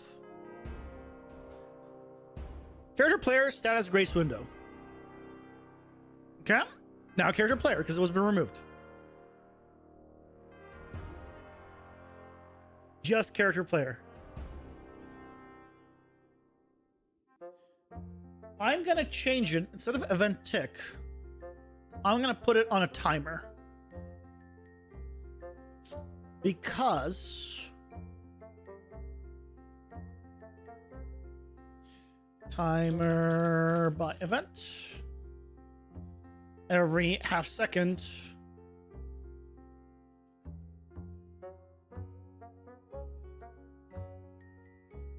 Because I wonder if this is just being set afterwards, right?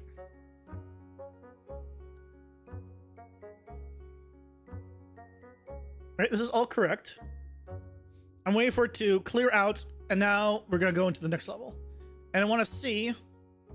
Ads are here. No, it immediately is without it.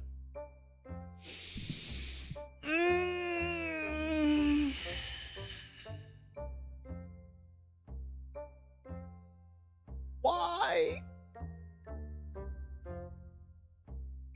I'm adding it. I can't even do it in begin play.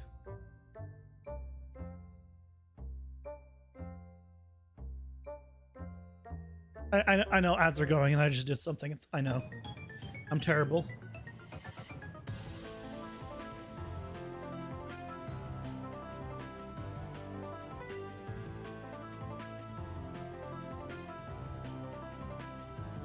Here, I'm doing the thing I just did. Nothing must be done during ads. Actually, I just want this back.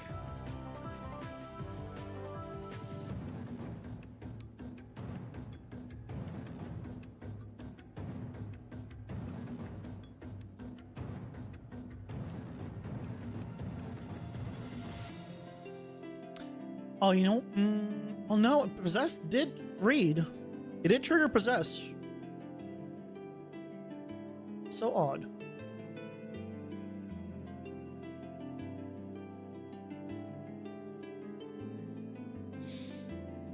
Have a good one, Guguts. Yeah, hopefully your internet's back to normal. Hopefully no more internet trouble for you. Fingers crossed in that.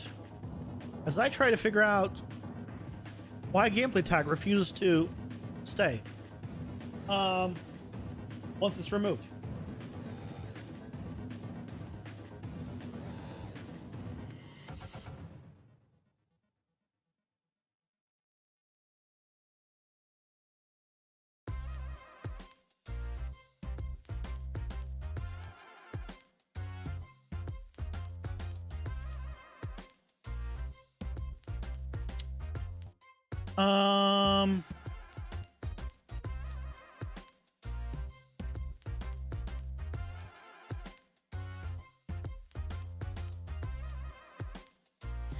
If I did this,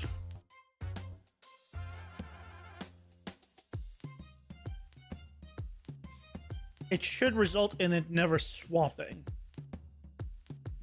Even after 5 seconds, I should stay on. Yeah.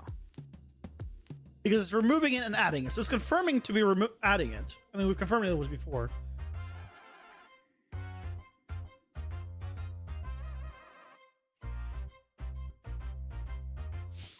What am I doing on here that maybe would cause it? That's input actions, character movement, walking speed, saving all that, dash timers, initializing stats, that's fine. HUD stuff, doesn't matter. Game instance, nothing that should affect. Oh. Have I found my stupidity? Did I just find my stupidity?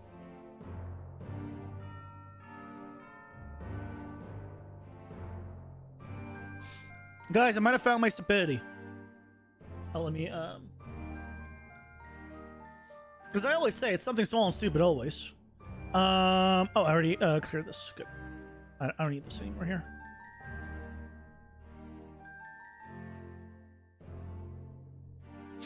Okay, so for 5 seconds this should disappear. Yep, there we go. And now if I go into here,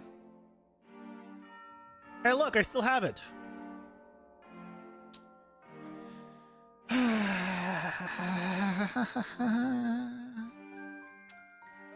I'm stupid, and that's okay.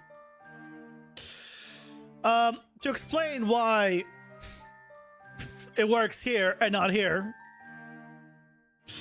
is because I have a game instance, which on loading a level, it saves and loads all my stuff. Here's the thing. It loads my gameplay tags and assigns them back to me, which overwrites the gameplay tag I just had. So if I'm going to be adding gameplay tags, I should do that after I overwrote them to be the to be the ones I'm supposed to have, not before. God damn it. Well, now it should work. Now we can go back to the movement thing too. Love when your internet crashes only for the PC to fall in. Oh, that sucks. What'd you miss? I just solved it. The solution was stupid. Let me rephrase that. I'm stupid. The solution was normal. I'm the stupid one. And that's okay. You know. So, right, so we're printing both, that we have both. If I move, we only have one. If I go into the other level, we're printing both. If I move, I only have one. What was the problem? I'm using level game instances, which allows you to save and load things between levels. I'm loading into a level. So I'm loading in my game instance stuff, which includes, guess what? Gameplay tags. So I was setting the gameplay tag at the start and then immediately overwriting it with the ones I'm supposed to have, which at that time I no longer have the previous gameplay tag, so it doesn't get transferred over. And so the gameplay tag gets erased. So by just doing it at the end, after I already loaded up my original gameplay tags, I'm fine. Yeah, so it was successfully adding the gameplay tag, and then immediately it was like, oh yeah, let me replace all your gameplay tags with this. Cool.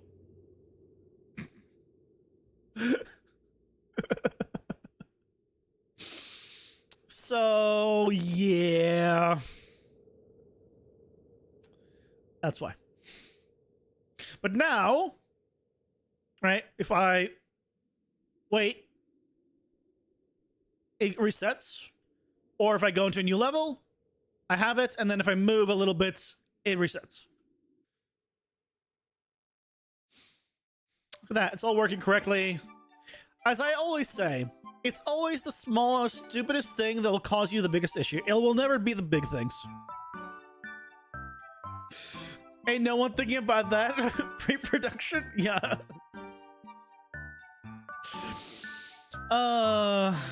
So now it should all work. And honestly, I'll make the movement instead of greater than 10, I'll just do like greater than 5. Basically just greater than 0, honestly, is fine. But I want just a little bit extra movement.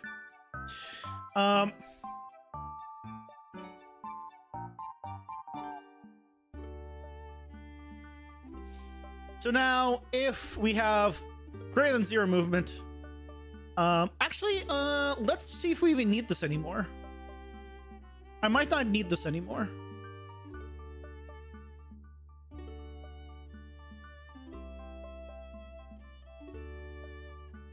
I might not need this check anymore. Let's find out.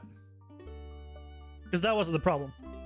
Oh, I deleted let me undo to get my event tick back.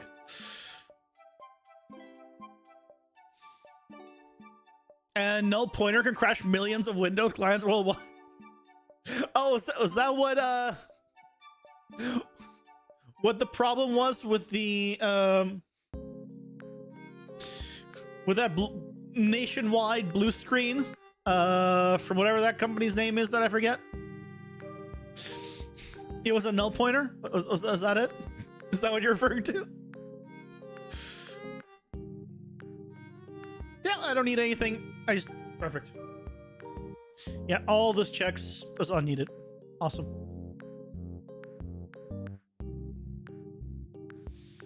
You were exaggerating. We still haven't received a report yet, but so far we're waiting on core decrees to see what the issue is. Yeah, because one is blaming Microsoft, and Microsoft's blaming the other one. Right? They're all blaming each other because apparently, like, it's messy because apparently they patched it at one update and it was working, and then Microsoft pushed a patch that broke it and caused this. So whose fault is it, kind of thing? I think that's what I heard last I checked. So it's like, I don't know. I wasn't affected. I just got to read about a cool story and I found it funny. As someone that wasn't affected by it at all, it was just amusing.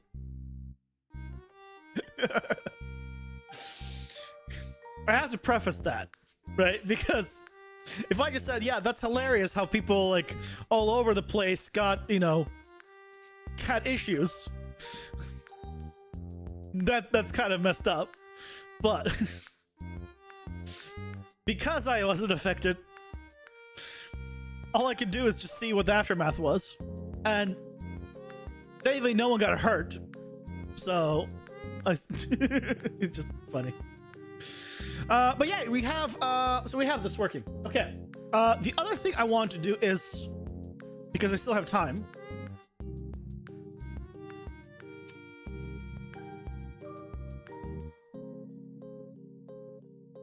we can't have some guilt here due to how serious it is. Lives were lost most likely, and really? I didn't hear anybody lives lost. Or like, that I didn't hear about. I heard about like planes not being able to take off. But I mean, it's definitely an infrastructure issue.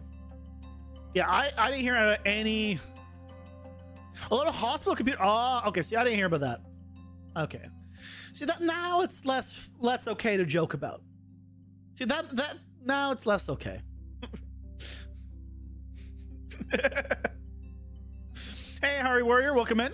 How's it going? Hope you're doing well. Welcome, welcome. I have a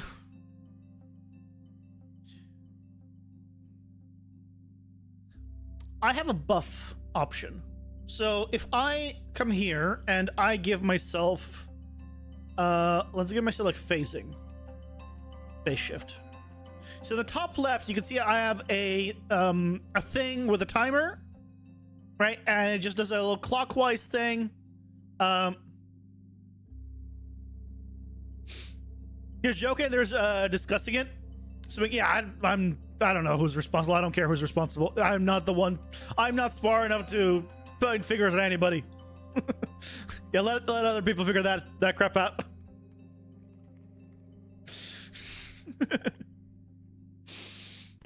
Hello, Aaron McDuffie. Pick one. Kansas versus Kansas State. But you mean Kansas City?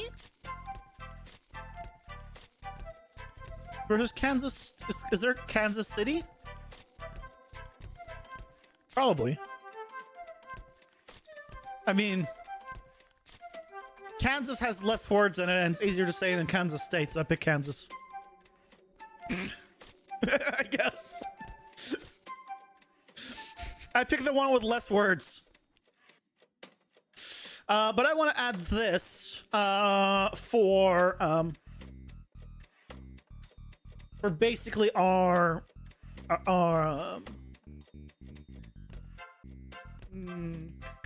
race window.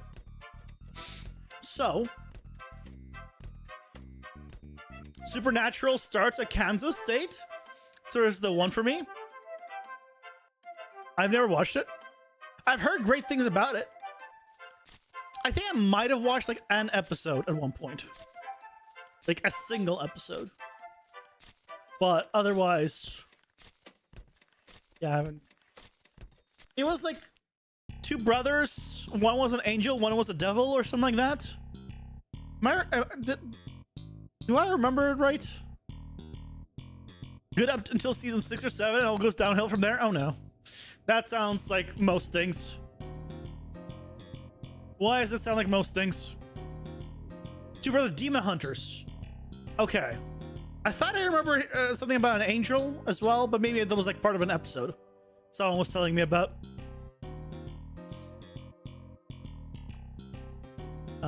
Phase shift. So I just want to come here. What I want to do is here. I need to do this.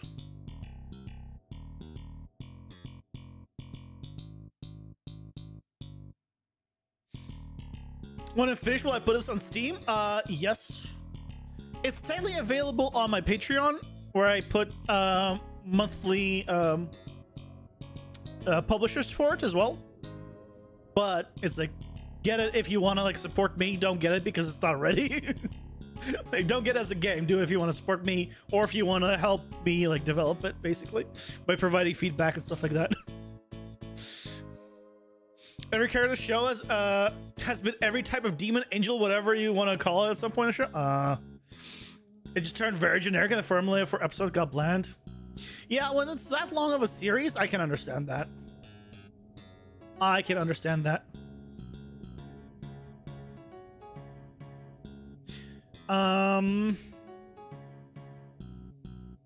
So I need to do this.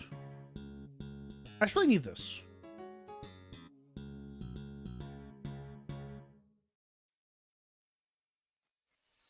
So what we can do is here. Allows us to a function. Call it start race cooldown. Add the tag. Get game mode reference.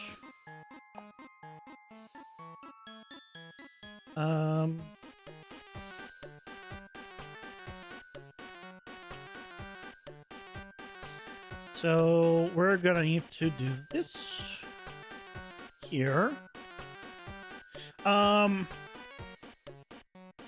This is going to be a one-time timer.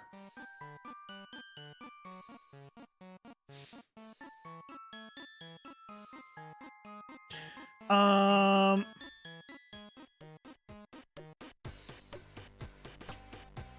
need to promote this to a variable.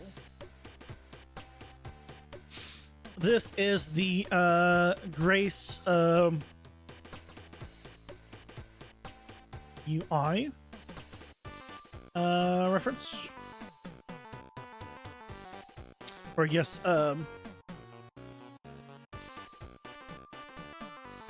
Grace window.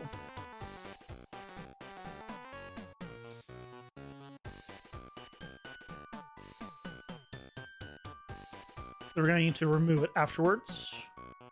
So if we did this,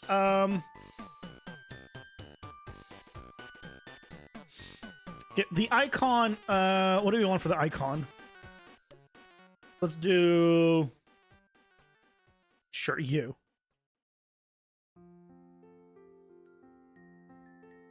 Hey, look at that. Already have it. So now we need to set this to be 60 seconds.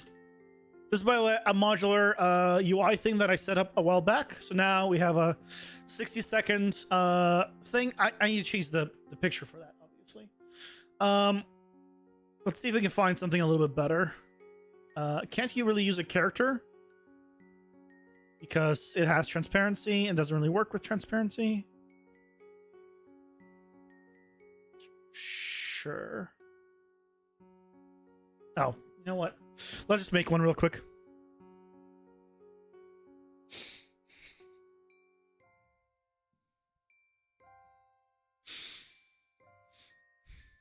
Yep, 1 second. Just throw a thought there. We could have a notebook or doc to throw in your stray ideas for the game. I have a in my Discord, there is a section specifically for game dev and a suggestions section. You could throw stuff in there as well. What I do have is, I'll show you how I keep track of the stuff.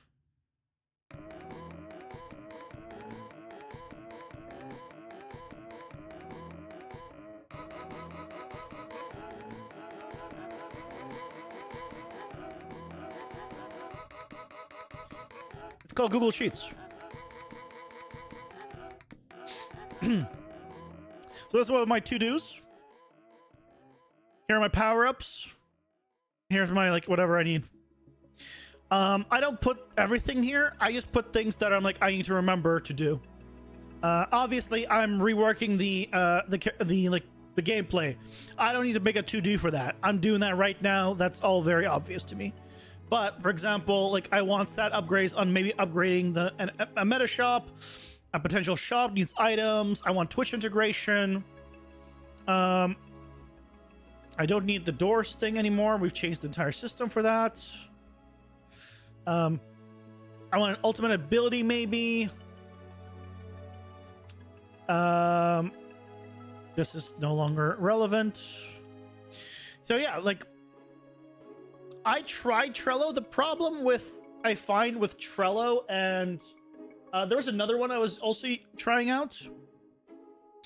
I want to be able to have like a main and then sub tasks, a main thing and a sub thing, and I can't do that on Trello. You can only have just the text. Obsidian, I also know about. It's great for like ideas and stuff like that. But it's not great for just, you know. I don't know. I love Google Sheets, so I use Google Sheets. It's enough for me. So if I have like if someone gives me an idea, I just write down there. So yeah, like if I'm like someone gives me like a cool idea, like for a power up or something, yeah, I'll just write it down here in the power ups. Or if it's like something like someone suggested critters that just explode in blood, because why not? I love that. I wrote it down. Another one is like when a sprite dies on an angle, it should slide down. Because that'd be funny as hell. Also, the sprite should align to the ground plane, and because that way, if it dies on a slope, it should be the angle of the slope.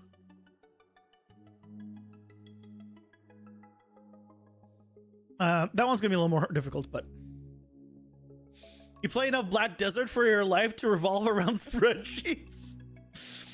When I played Final Fantasy 14 Reborn, the original like remake of it. When like at the launch, and before the launch, I was the guy who made a spreadsheet for every single subclass, every single spell that you get from it if you multi-class into it, what you get, how you get it, what levels you get it, and I made a spreadsheet for everything. I also made spreadsheets for like Path of Exile back in like closed beta, like armor calculations and like level, like at what level should you stop leveling in a zone to move on to another zone, because right there's a fall off, like I do that. I love that kind of stuff for games. For real work, I don't care. For games, I did a lot of that.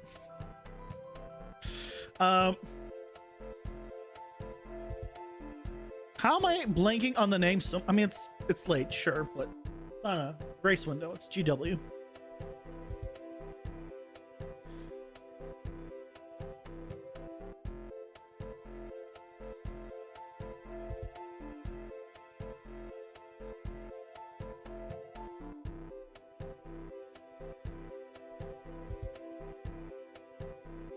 Is that really an ability icon?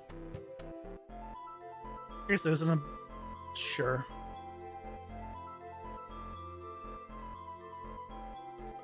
It might become an ability. Grace window.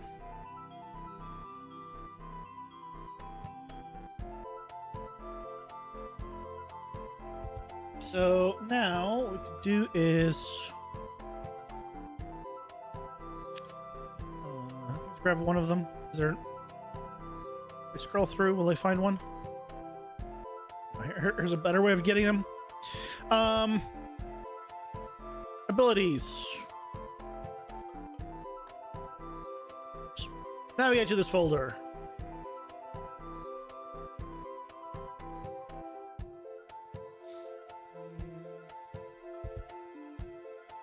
Why can I not open source location?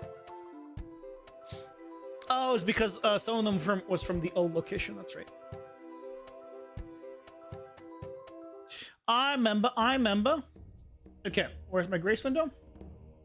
Grace window. Let's bring that in.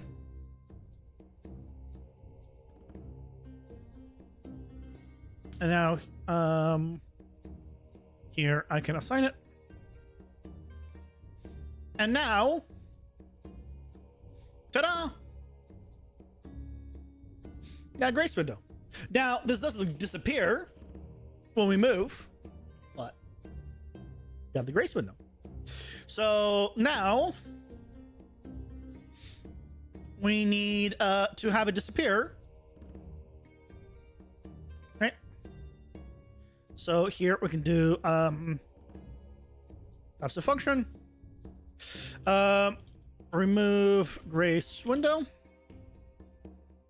We're gonna remove the tag.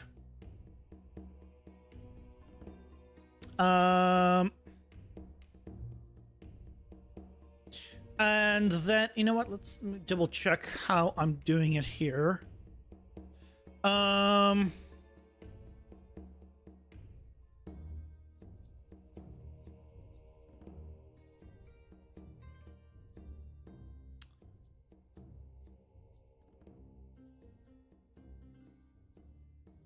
Temp and vulnerability, I should have it being removed. So what I'm doing is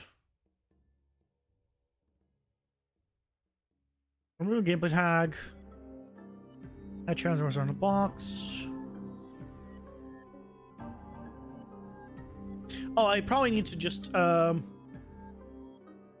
the same thing as I did for the start. Well, I just remove.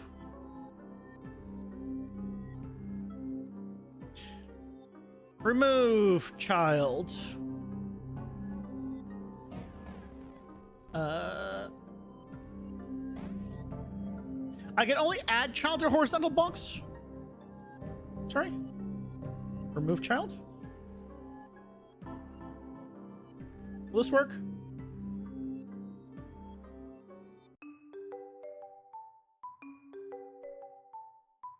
Yeah, it works. Cool. Easy peasy.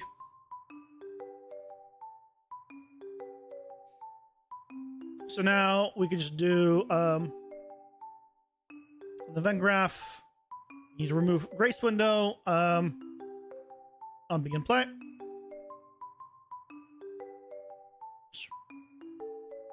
I need to organize this a bit better.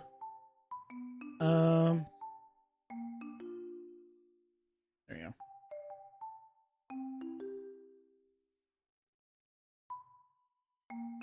Yay!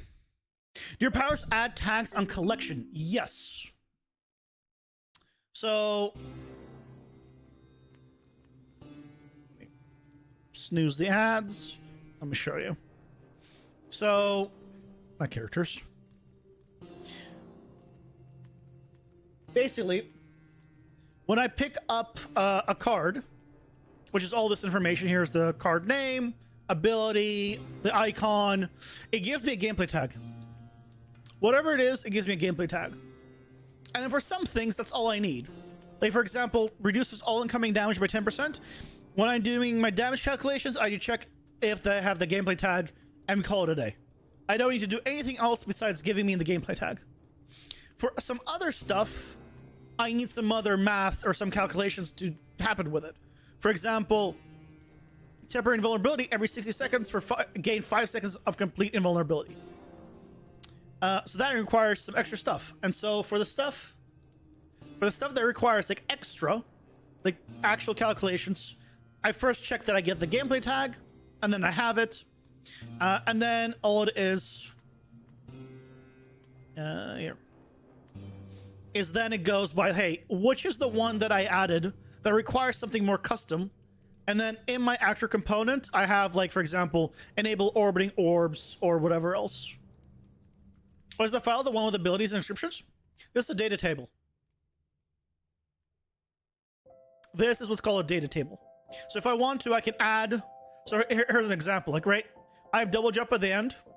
If I add something else, and let's just say I'll give it blarg, ability description, a puppy gets pet. Gets pets. Okay. Here we'll use this image. I'll make it passive. It doesn't add any gameplay tags. But as soon as I do that, here it is. Blarg with a puppy gets pets. It's an hour, and then as soon as I plug in, if I tell it to give me a gameplay tag, it will give me a gameplay tag. I've modularized all of this. This is my debug screen, by the way, where I can just select power-ups. Yeah, it is a database. Yep. Where I can just modularly, really quickly create new cards. Because who has time to do more than that? So the widgets automatically grab from here. So does everything else. Yeah. It's all a data table. But now, right, we have GW here in the corner. Oh, it's after 5 seconds. I need to fix that or reset that.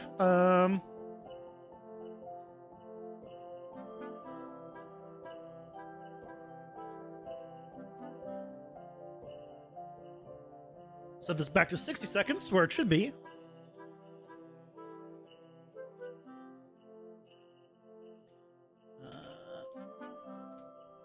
Set this back to event begin play. Imagine making a scriptable object in Unity. Cringe. There we go. So now it's there, and if I move, it disappears. Or if I was to wait out the 60 seconds, it should also disappear. Which I guess let's wait out the 60 seconds. It's fine.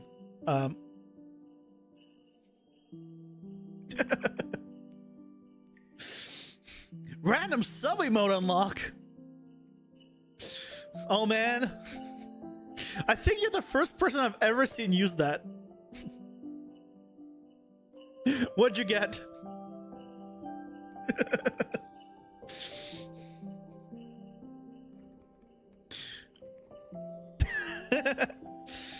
So that is yeah, I haven't done this in a while. I have a drink here, and you know, I don't know why, but I like to drink acid. It's really tasty. It burns a little in the throat. And yeah, it's pretty good. I mean, you might be wondering, you might be saying, like, this is clearly not acid. You can't prove anything. You don't see inside this bottle. You can't prove me wrong. So this is the mystery bottle where you don't know what's inside here. And I never lie, so you can believe me.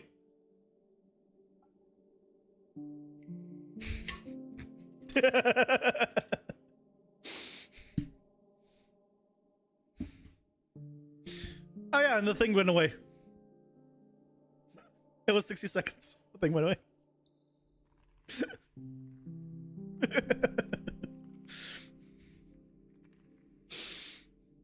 You say you don't know, you don't use Twitch.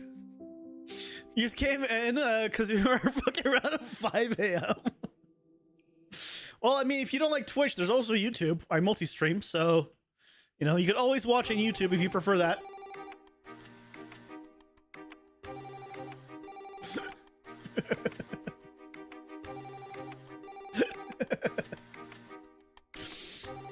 Twitch has better delay, and better emotes. And, like pretty much emote support, because you have the plugins like BCTV, FFZ, or 7TV, right? You get extra emotes. YouTube has the better quality and other features. You rather support on Twitch, the better platform. For me, I prefer you guys just use whatever you like. That's why I stream both.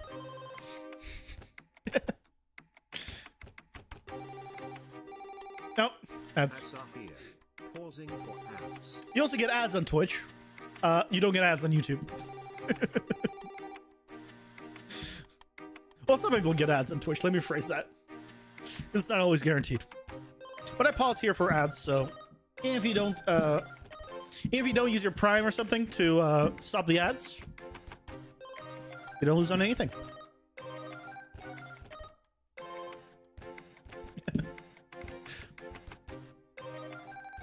You got my stream open on both for the chat.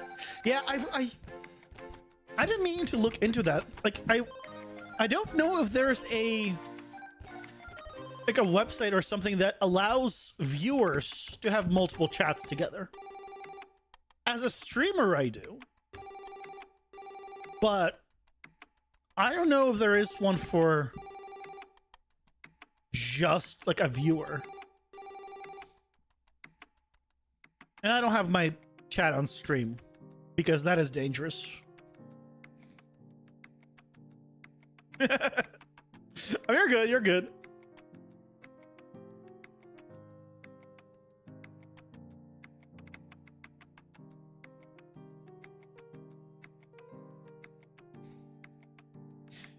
I'm sure that probably someone has made it, is my guess, but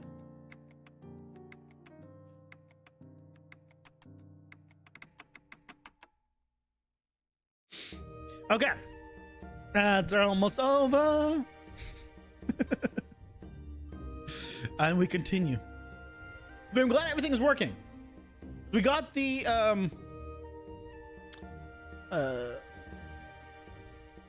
enemy spawning per room. Oh, you know what we need to do? We need to test that, actually. I need to run around and run back. Because there is a chance, and I think that this happened before, that when a level instance gets unloaded and reloaded, it triggers this begin play multiple times. And if that's the case,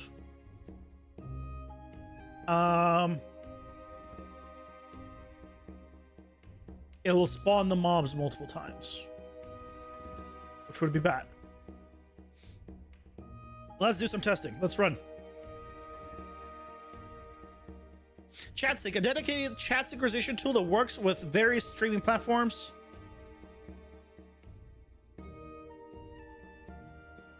Yeah, a lot of them is for like the streamer to get the things, but is it for a viewer to get those things together? For a streamer, there's lots of tools like this, but for as a viewer, that's the question, right?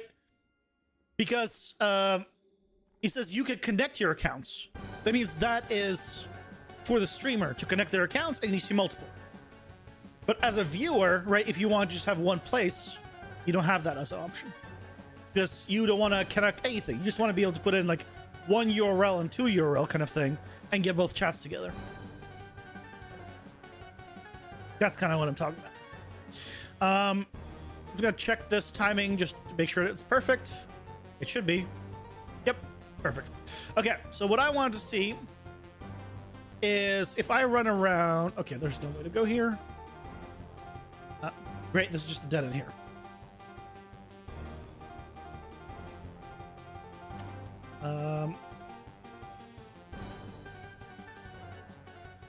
That's interesting. I mean, I understand what's happening, but okay, so if I'm here now, run a little bit further. Yeah, hopefully this is far enough. And I run back. I hopefully will not see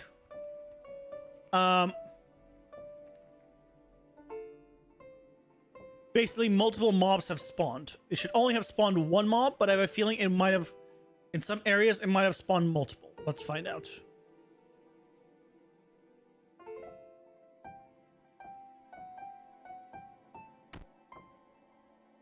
These guys kind of followed me, which is fine. No, it looks correct. Awesome. This should have unloaded by now. Fantastic. Okay, so we're not getting multiple mob spawns. It's only triggering it once. That is really, really good. Okay.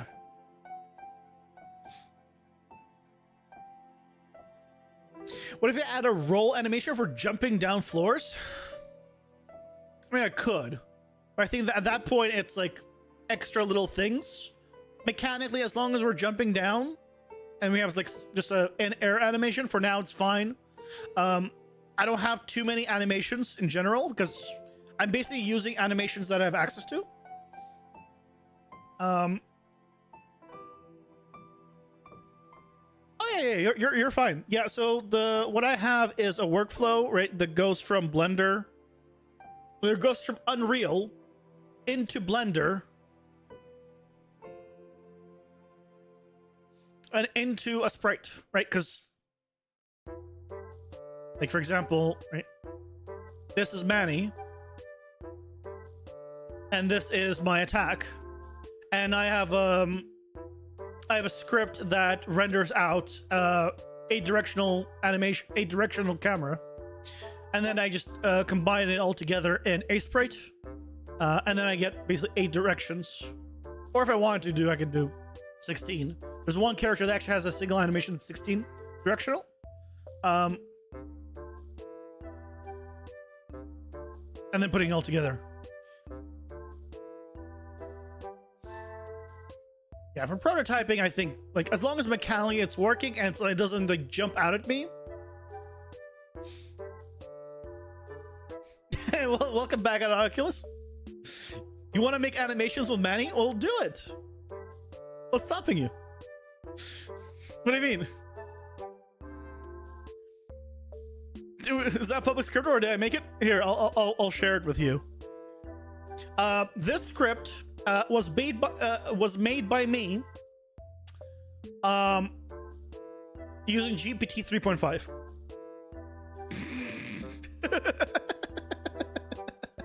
This was done using ChatGPT 3.5 and me knowing just how to ask it to keep modifying it and fixing it until it works exactly how I want it.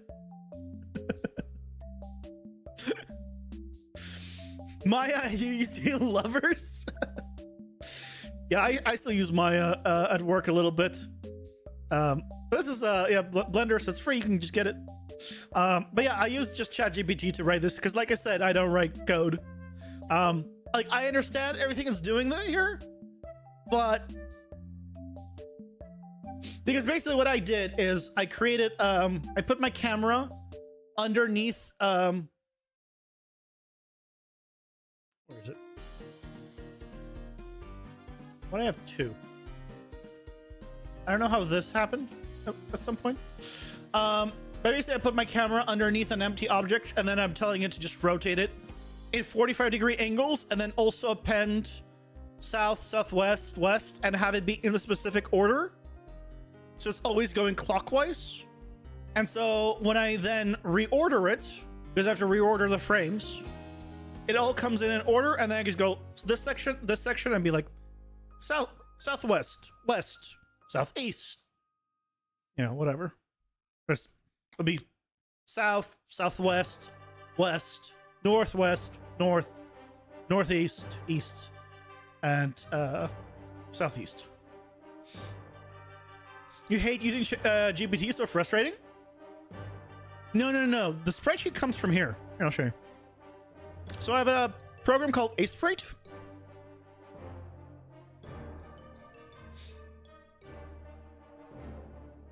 So for example, here's a sprite sheet that is created, right? And the way it works is, right, so I get the let me grab Right, so let's grab, for example, I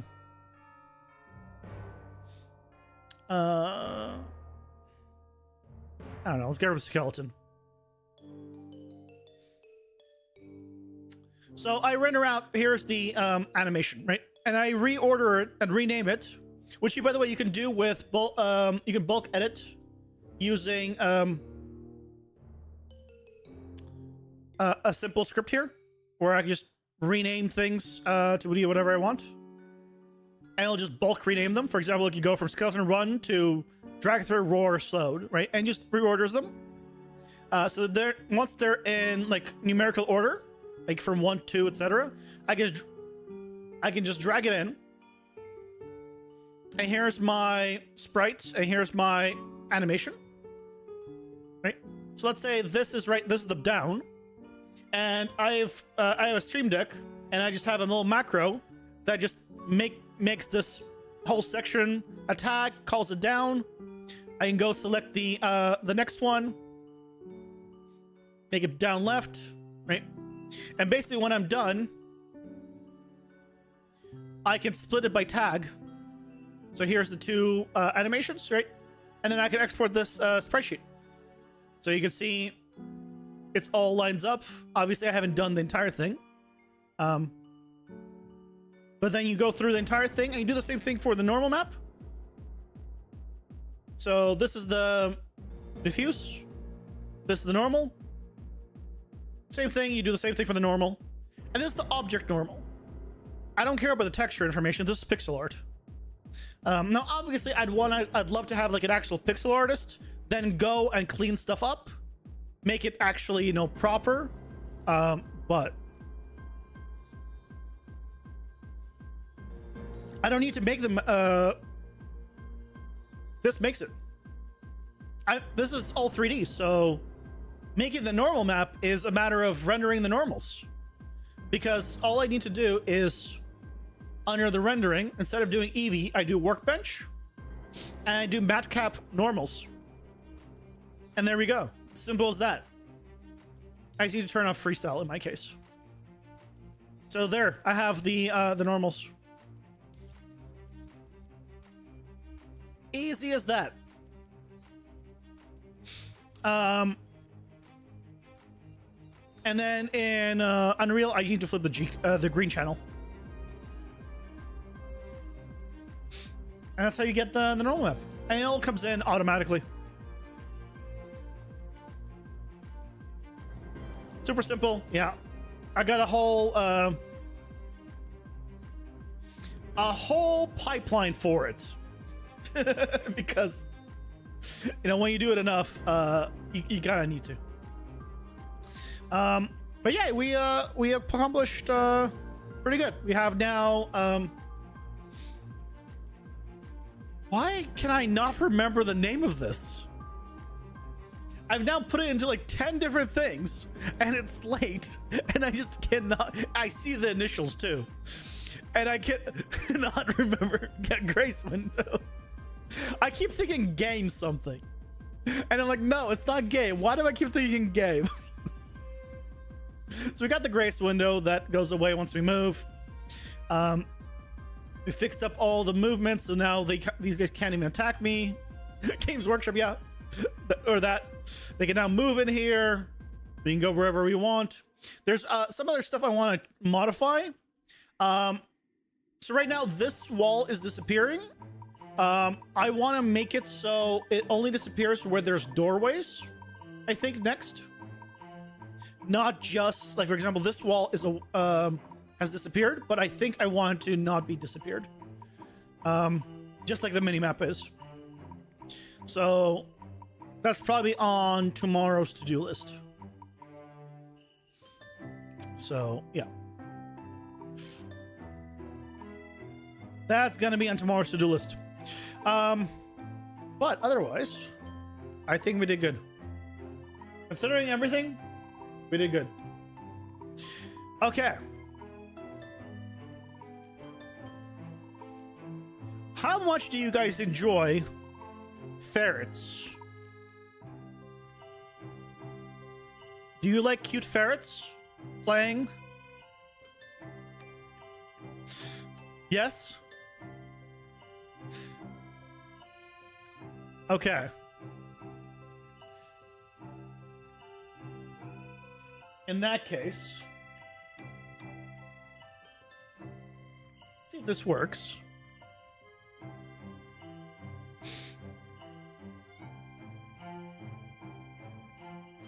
I actually can't tell if it works, I guess, without going myself into... Yeah, rating ferret software. Okay, so it is going. Awesome. In my chat, I cannot see it. Adorable. It's a free charity. The same music that you've been hearing here is the same music you get there because it's all from Pirate Software. Fantastic stuff. So I hope you guys enjoyed the stream. Enjoy some ferrets. We're currently having playtime, so you get to enjoy some ferrets playing. Thank you guys for watching, and we still aren't rating it right now. Pirate Software Hardbot, check it out. Yeah, that's where the music's from. That is where the music's from. Let me...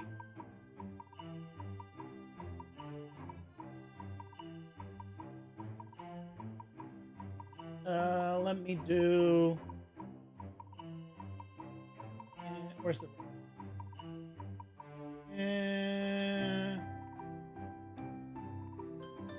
here?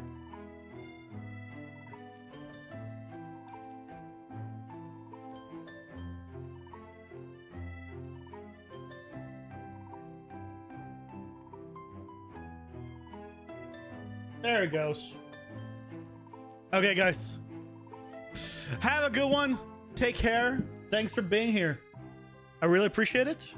Back tomorrow at 6:30 Pacific for more game dev. Hope you guys have a good one. Take care. Bye-bye.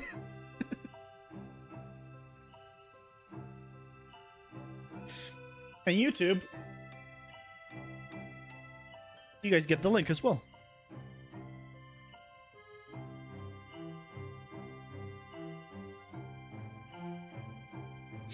Go check him out. Hope you guys have a good one. Take care all. Bye.